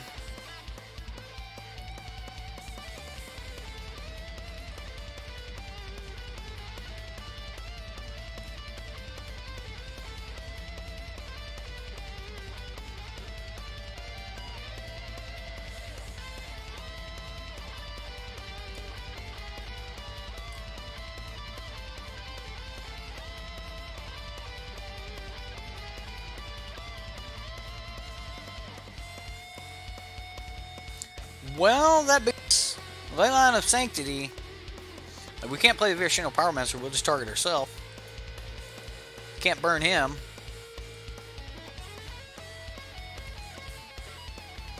Thermo Alchemist actually deals damage to each opponent, so I mean, that wouldn't be horrible.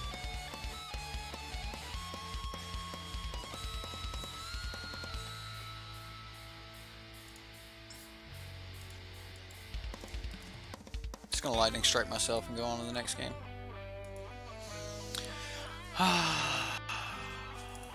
Yeah. The 4 lightning.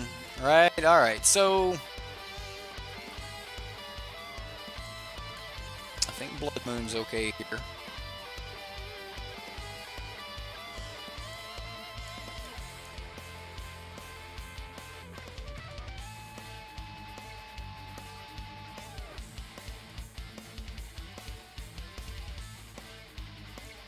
Maybe we damage.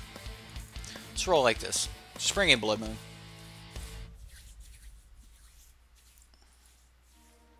Main deck Leyline, dude, it's a Hugs deck, right?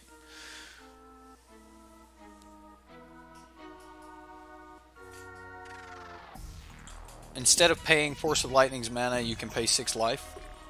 Discard a red card. What? I don't even know what Force of Lightning is. Yeah, we're playing a little bit of Modern. Drink marinara sauce? Huh? What? You guys.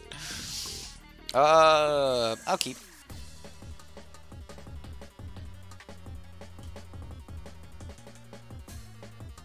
I mean, he had a lot of basics, though, so, I mean...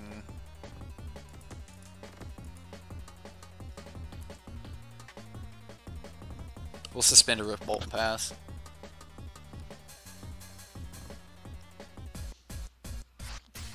He had some fetches, too, though.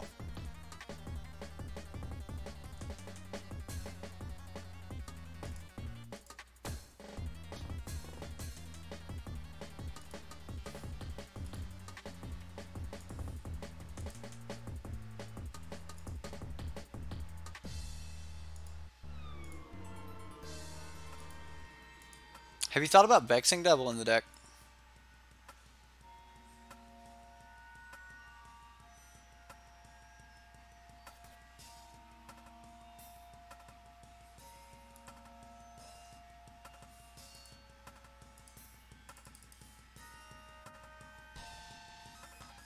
So he needs to go get a basic right now.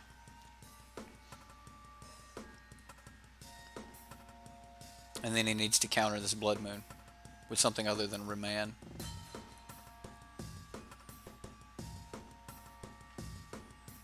We forced the hand. Ghostly Prison. Creatures can't attack you unless your controller pays 2 for each. Yeah, whatever.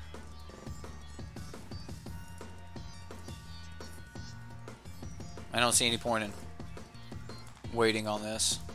While he's tapped out, we get our burn. Now we see if we can squeeze in 2 more pieces of burn and go from there.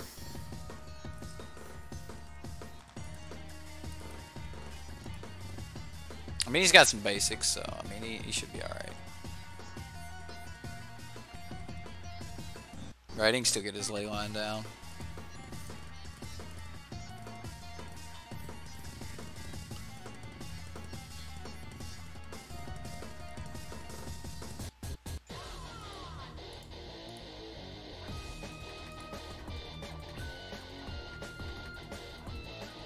Got another counter spell?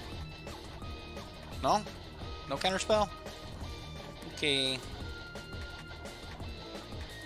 Next game. Alright. Do we make any changes? I don't think so.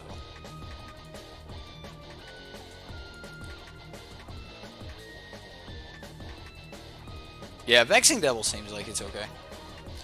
Pyromancer's Ascension. Ooh. Taking me back. Some old memories. I'll keep. I'm not a fan of Fiery Temper, but I'll keep it anyway. Suspended Rift Bolt, go. Like this matchup's pretty much we burn the face and go from there. Dampening Sphere.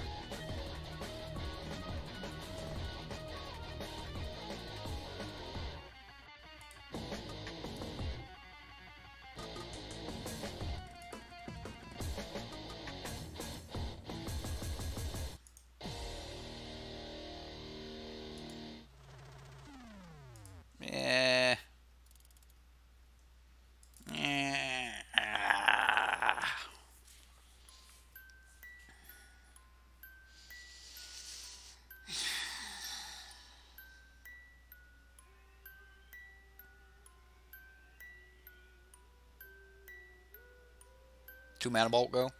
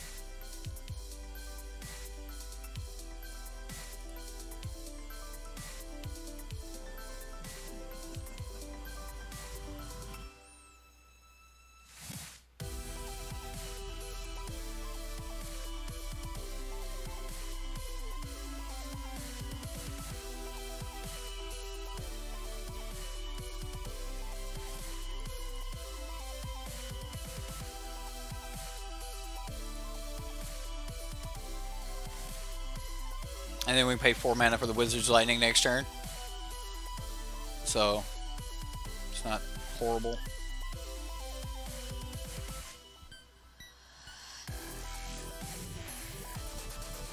Because you're still casting. Yeah, alright, whatever.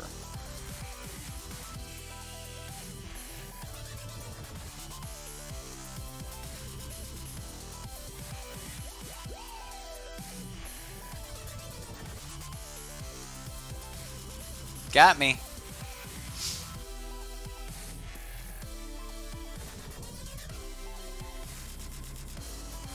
Seven more points of burn. That's what we need. 7 more points of burn. Yeah, light up the stage would be great.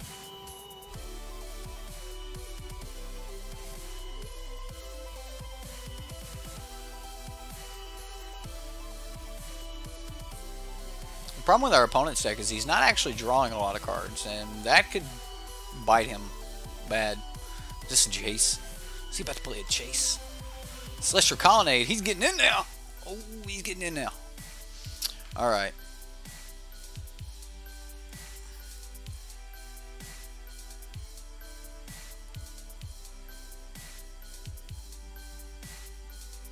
Experimental Frenzy.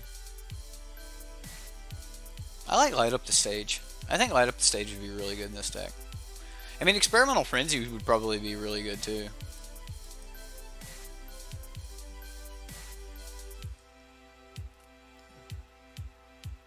Like, he's got to deal with this. But he's got a path to exile. Path to exile. So we get path. Yes.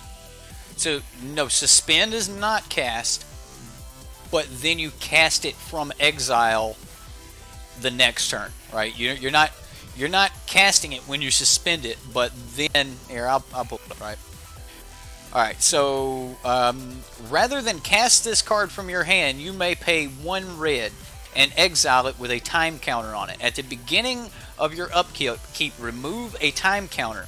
When the last is removed, cast it without paying its mana cost. You're still casting it. Ah, we're dead. I don't know. We may not be dead. We may have a turn. Come on, come on, come on, come on, come on. Come on, come on, come on. What? Do that. Let's draw a card. Let's do that. So yeah, my bad. Hey, don't worry about it, man. You know how many cards I mess up? You know how many cards there are? Oh my god, there's so more. One more turn. One more turn. Come on. At least this opponent actually played it out. Oh! Alright, so I got to ask yesterday, like, why I don't like mono red, right? And I actually said this exact thing. The number of times where I've been out there and I just needed one more burn spell to win and I top deck a land. Like, that drives me insane, man. 28 bolt for the win. Yeah, too bad we lost to a Celestial Colonnade. That's brutal. That's brutal, man. I'd say you actually take a lot of wins with this deck though. And we didn't even have to deal with creatures or anything in that game. So, man, yeah, I think Light Up the Stage is definitely a card you should look into in this deck. Probably won't cost you a ton of money either, considering I think Light Up the Stage is an uncommon. Isn't it uncommon? Is it Light Up the Stage? And we played like two games with like all of the decks. Let's play another one. We'll play another one. We'll call it a night. It's burn. We'll see what happens. What? Event was canceled. Whatever.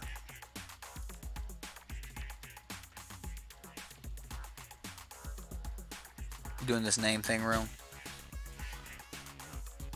Light Up the Stage is almost $3. Yeah, see, that's not gonna set you back that much.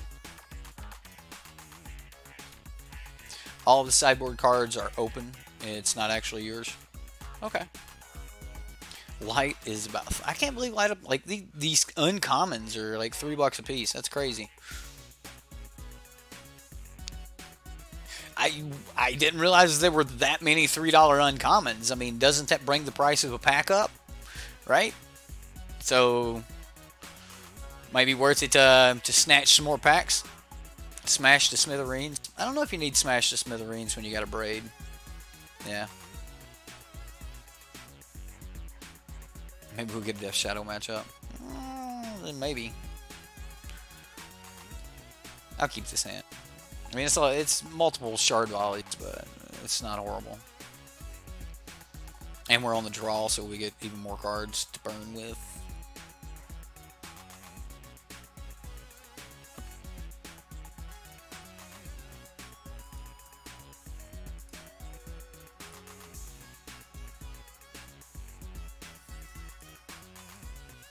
I'll save my Lightning Bolt.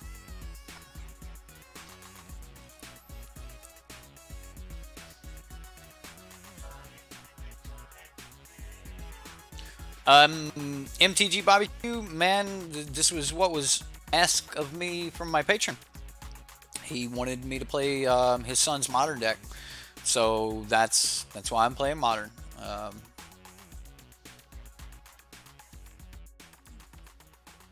Like, that's as simple as I can put it.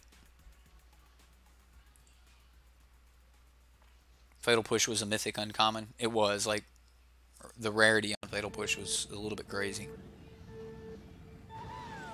Yeah, it was actually... I watched a guy buy like 15 packs trying to pull a Fatal Push. So, can't prove you wrong, can't prove you right.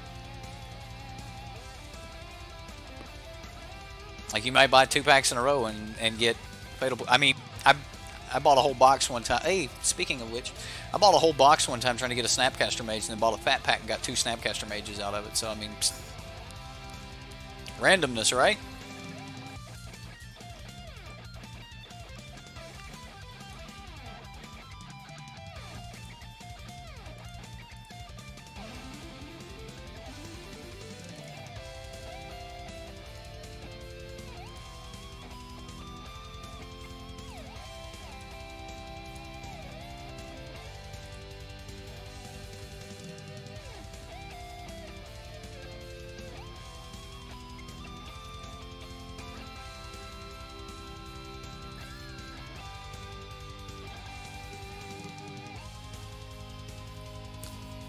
Stupid Lightning Helix.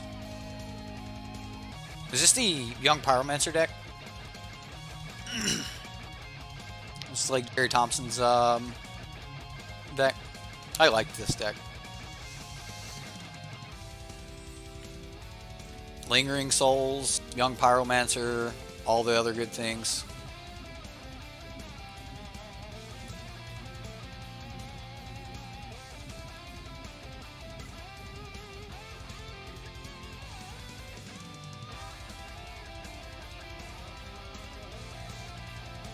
Bedlam Reveler. Yeah, this is it.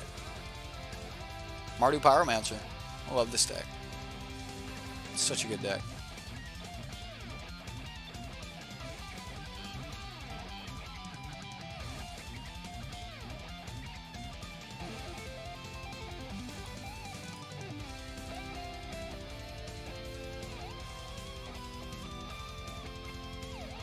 I know I could do that at instant speed, but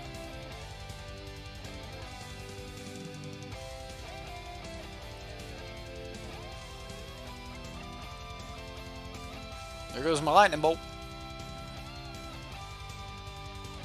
Maybe I should have used the lightning bolts and then hung on to the other cards. Yeah, that was probably the better play, to actually burn the lightning bolts and then like hang on to the shards, because I could always like just use the shards later.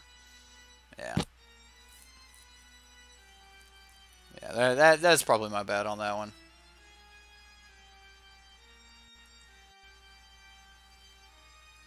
It's a good time to make me discard a card. It's okay. It's okay.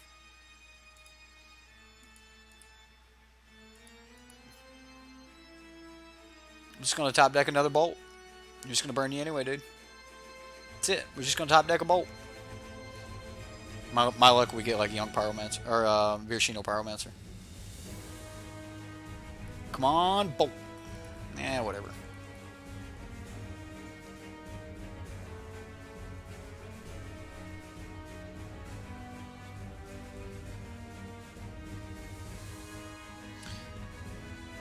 Saying football is different from Call of Duty is a lot different than paper compared to Arena. Yeah, I mean, make it real. Make it real. Right? Well, I don't think we make it real right here. I think we make it real dead. Okay. That's my fault. That's my fault. Maraschino. Maraschino Pyromancer. Right. Maraschino Pyromancer. I think Surgical's good in this match. Surgical's good here. Dismember's good here. He's a Blood Moon deck. Although he won't be running Blood Moon. So, what am I getting rid of?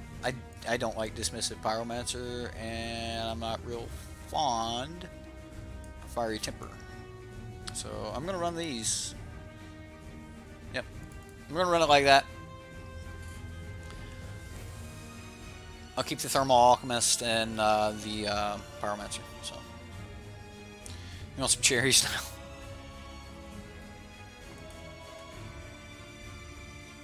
Great hand.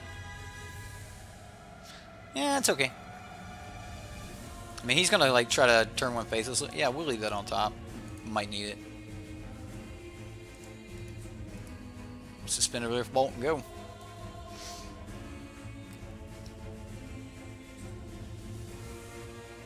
If he throws Lingering Souls in the graveyard, I'm going to take them all. Every one of them.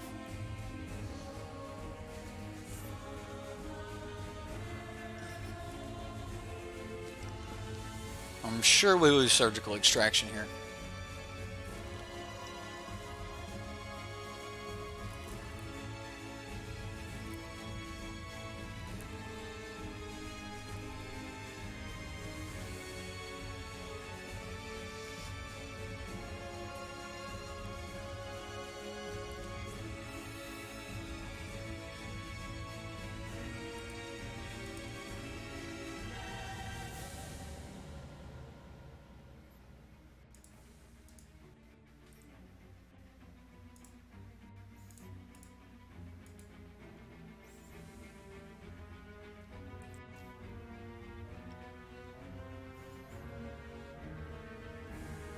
The art for Surgical Extraction, sweet. Oh yeah, that's the promo Surgicals.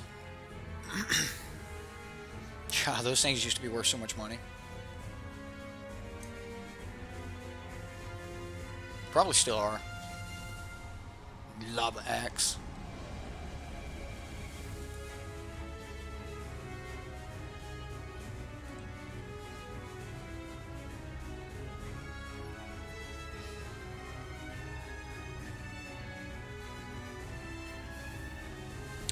I'm gonna agree with you, Tier 1 Jank. There's a ton of players that started playing recently, right?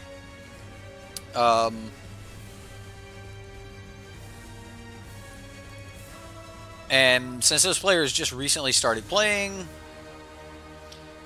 and there's probably more arena, like new players than there are us old players, like there's not a lot we can do about it. We pretty much have to kind of give in to the fact that Arena is a major part of Magic right now, and there's not a lot we can do about that. That's just how it is. So, you know, like I'm trying to get into more Arena so that I can play more Arena content for you guys. I know you guys like MTG Arena. There's a lot of you guys out there that do like MTG Arena, and I get it. It's pretty. I also think that if you're only into Arena because it's pretty, and I'm going to say it again, I don't think that you really like Magic the Gathering if you're just worried about pretty, because the backbone of Magic the Gathering is a trading card game. It's a game where you trade Magic cards with your friends and you build decks and things like that. And if you're just into Arena because of pretty animations and things like that, then you're missing out on half of Magic. I think that we're going to have to start taking you know, Paper Magic and MTGO and Arena together. Oh man, see, we don't get a priority before he puts this on the stack.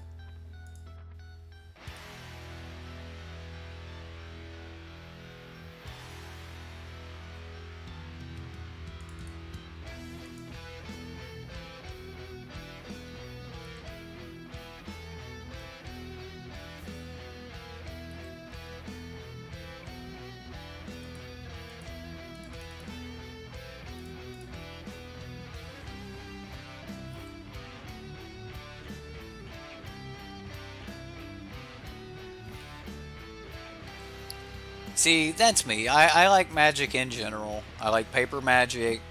I like the gameplay of Magic, and liking the gameplay of Magic means that I like it whether it's on Arena. I like it whether it's on paper, whether you know it's on MTGO. I just like Magic, right?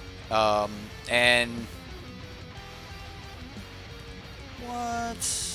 Dude, come on, get out of here with that. Let's all calm down and play and watch Magic, people.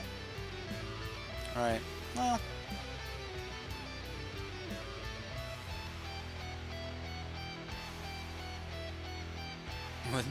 with Dean Worthy, why stop at Lava Axe? Just go for Dean Worthy.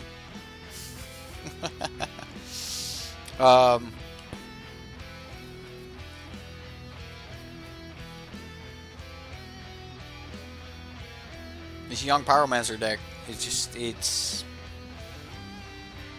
doing work.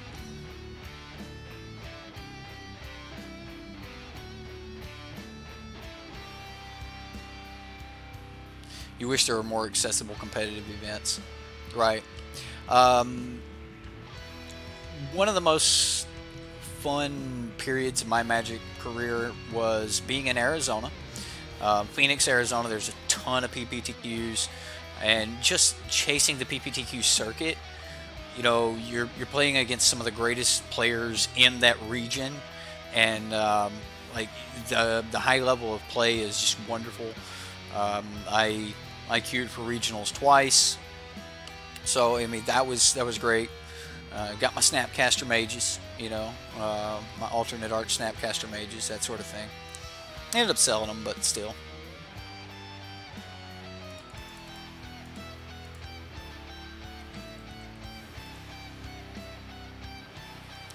All right.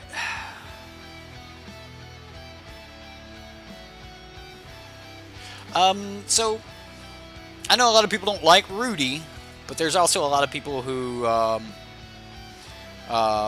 there's also so many people that do like Rudy. Aww.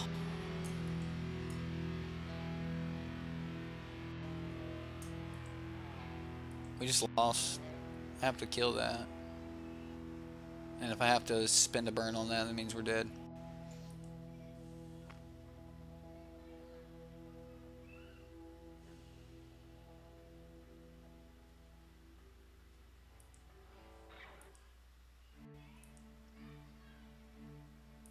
This deck is so good. Alright, well. GG, opponent. GG.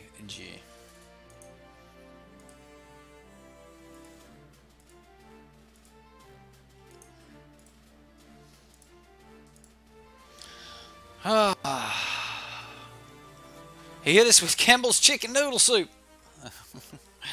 It's a good card in certain aspects, and this is where it's a good card. This is where it's a really good card. When you're playing against a burn deck, they can no longer go to the face, right? But just imagine if we would have turned to Shrine of Burning Rage, then as we're playing all these cards and stuff like that. So yeah, anyway.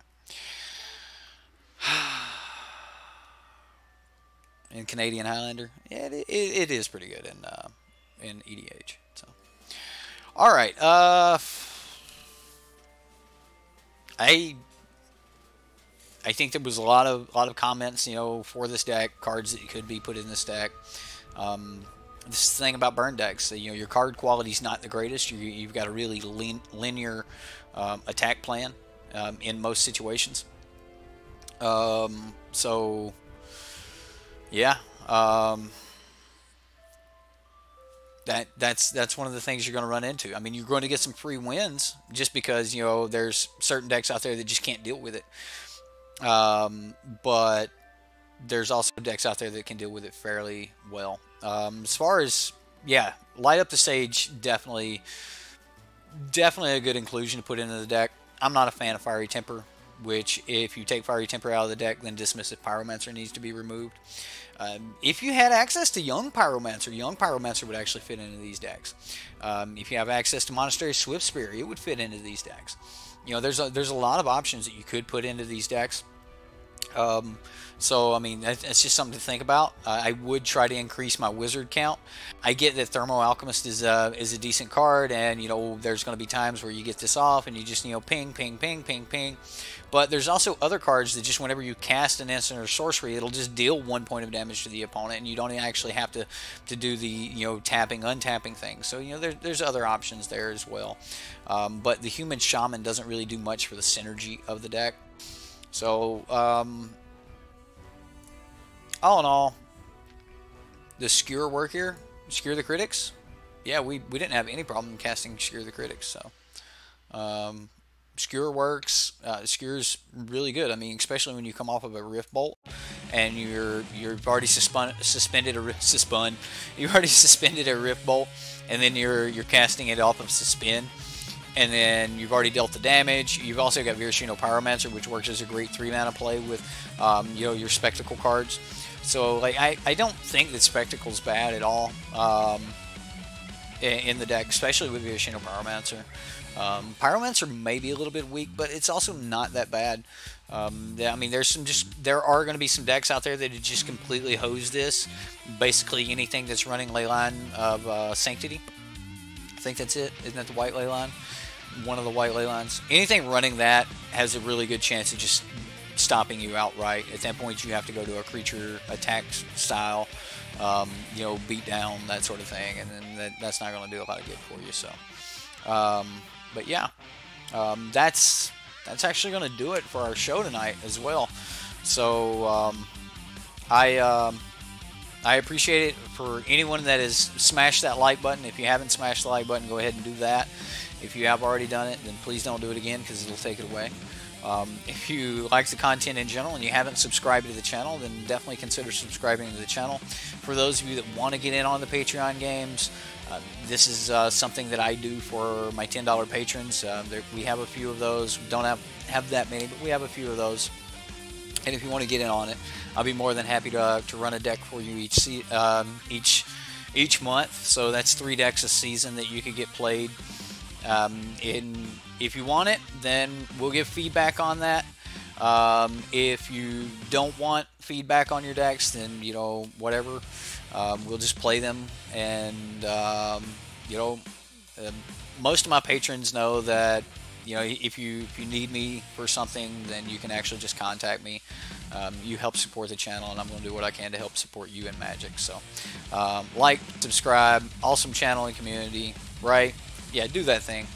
As far as supporting the channel goes, those that just, you know, give $1, man, you're helping out a ton. So if you want to throw me a buck on Patreon, you can do that. And if you want to help out the community in general, check out the Sideboard MTG Reddit. Doesn't cost you a thing. We don't get a lot of, like, there's not a lot of like support for it other than just supporting the community itself. So if you want to go over to the Reddit and you want to vote on some decks, you want to give some feedback on some decks, you want to post decks. If you post decks and you're wanting feedback and you're wanting help with that deck, put that in the title. We got a lot of opinionated people here in the community, and they'll be more than happy to give you their opinions. Now, granted, it's just their opinion. You don't have to take it as you know, the gospel. Take it with a grain of salt. Go through it with your shit sifter, and get rid of the clumps, and take it from there. You know, so you know, if you get some feedback, take it for what it is. It's just opinions, and, you know, all in all, you're responsible for the deck that you take, or your friend's responsible for the deck that he hands you. Right? Don't build crappy decks and hand them to your buddy at F&M. That's the greatest way to push someone out of Magic, right? Is, you know, like, oh yeah, I've got a deck that you can play, and then you give them the crappiest thing that you've got. Like, don't do that to people. But anyway, if you want to help out, go over to the Sideboard MTG Reddit and post your decks, vote on decks, sort of thing. And the decks that get the most votes, we play on Subscriber Sunday, which is every Sunday that something major isn't happening. I didn't play Super Bowl Sunday, and if there's a big holiday on the Sunday, I may not be playing it because I may have a dinner or something to go to, you know, family barbecues, that sort of thing. So, but most of the time we do Subscriber Sunday, or we'll make it up on, like, Subscriber Monday or something. So, that's it. That's all the things I've got. If you don't know about Deb from over at SBMTG, go check him out. He's always putting out deck techs, and we play those games here. So if you want gameplay of Deb from SBMTG, this is where you're going to find it. I know that TCG Player did a thing where they were going to start playing some of Deb's decks. Corbin Hostler was going to do that, and then he backed off of that pretty quick. So there's been a lot of other people that tried to you know, do Deb's decks and things like that. But most people fall away from it fairly quick. But I'm going to stick with it. We're going to keep running Deb's decks. He's been giving us a lot of shout outs lately, so he's really helping the community grow and definitely making us feel like the baby brother from his channel, which is great. You know, so that's it. That's all I've got. I know I had a lot of fun. Hope you had fun. We'll see you next time here on the Sideboard MTG.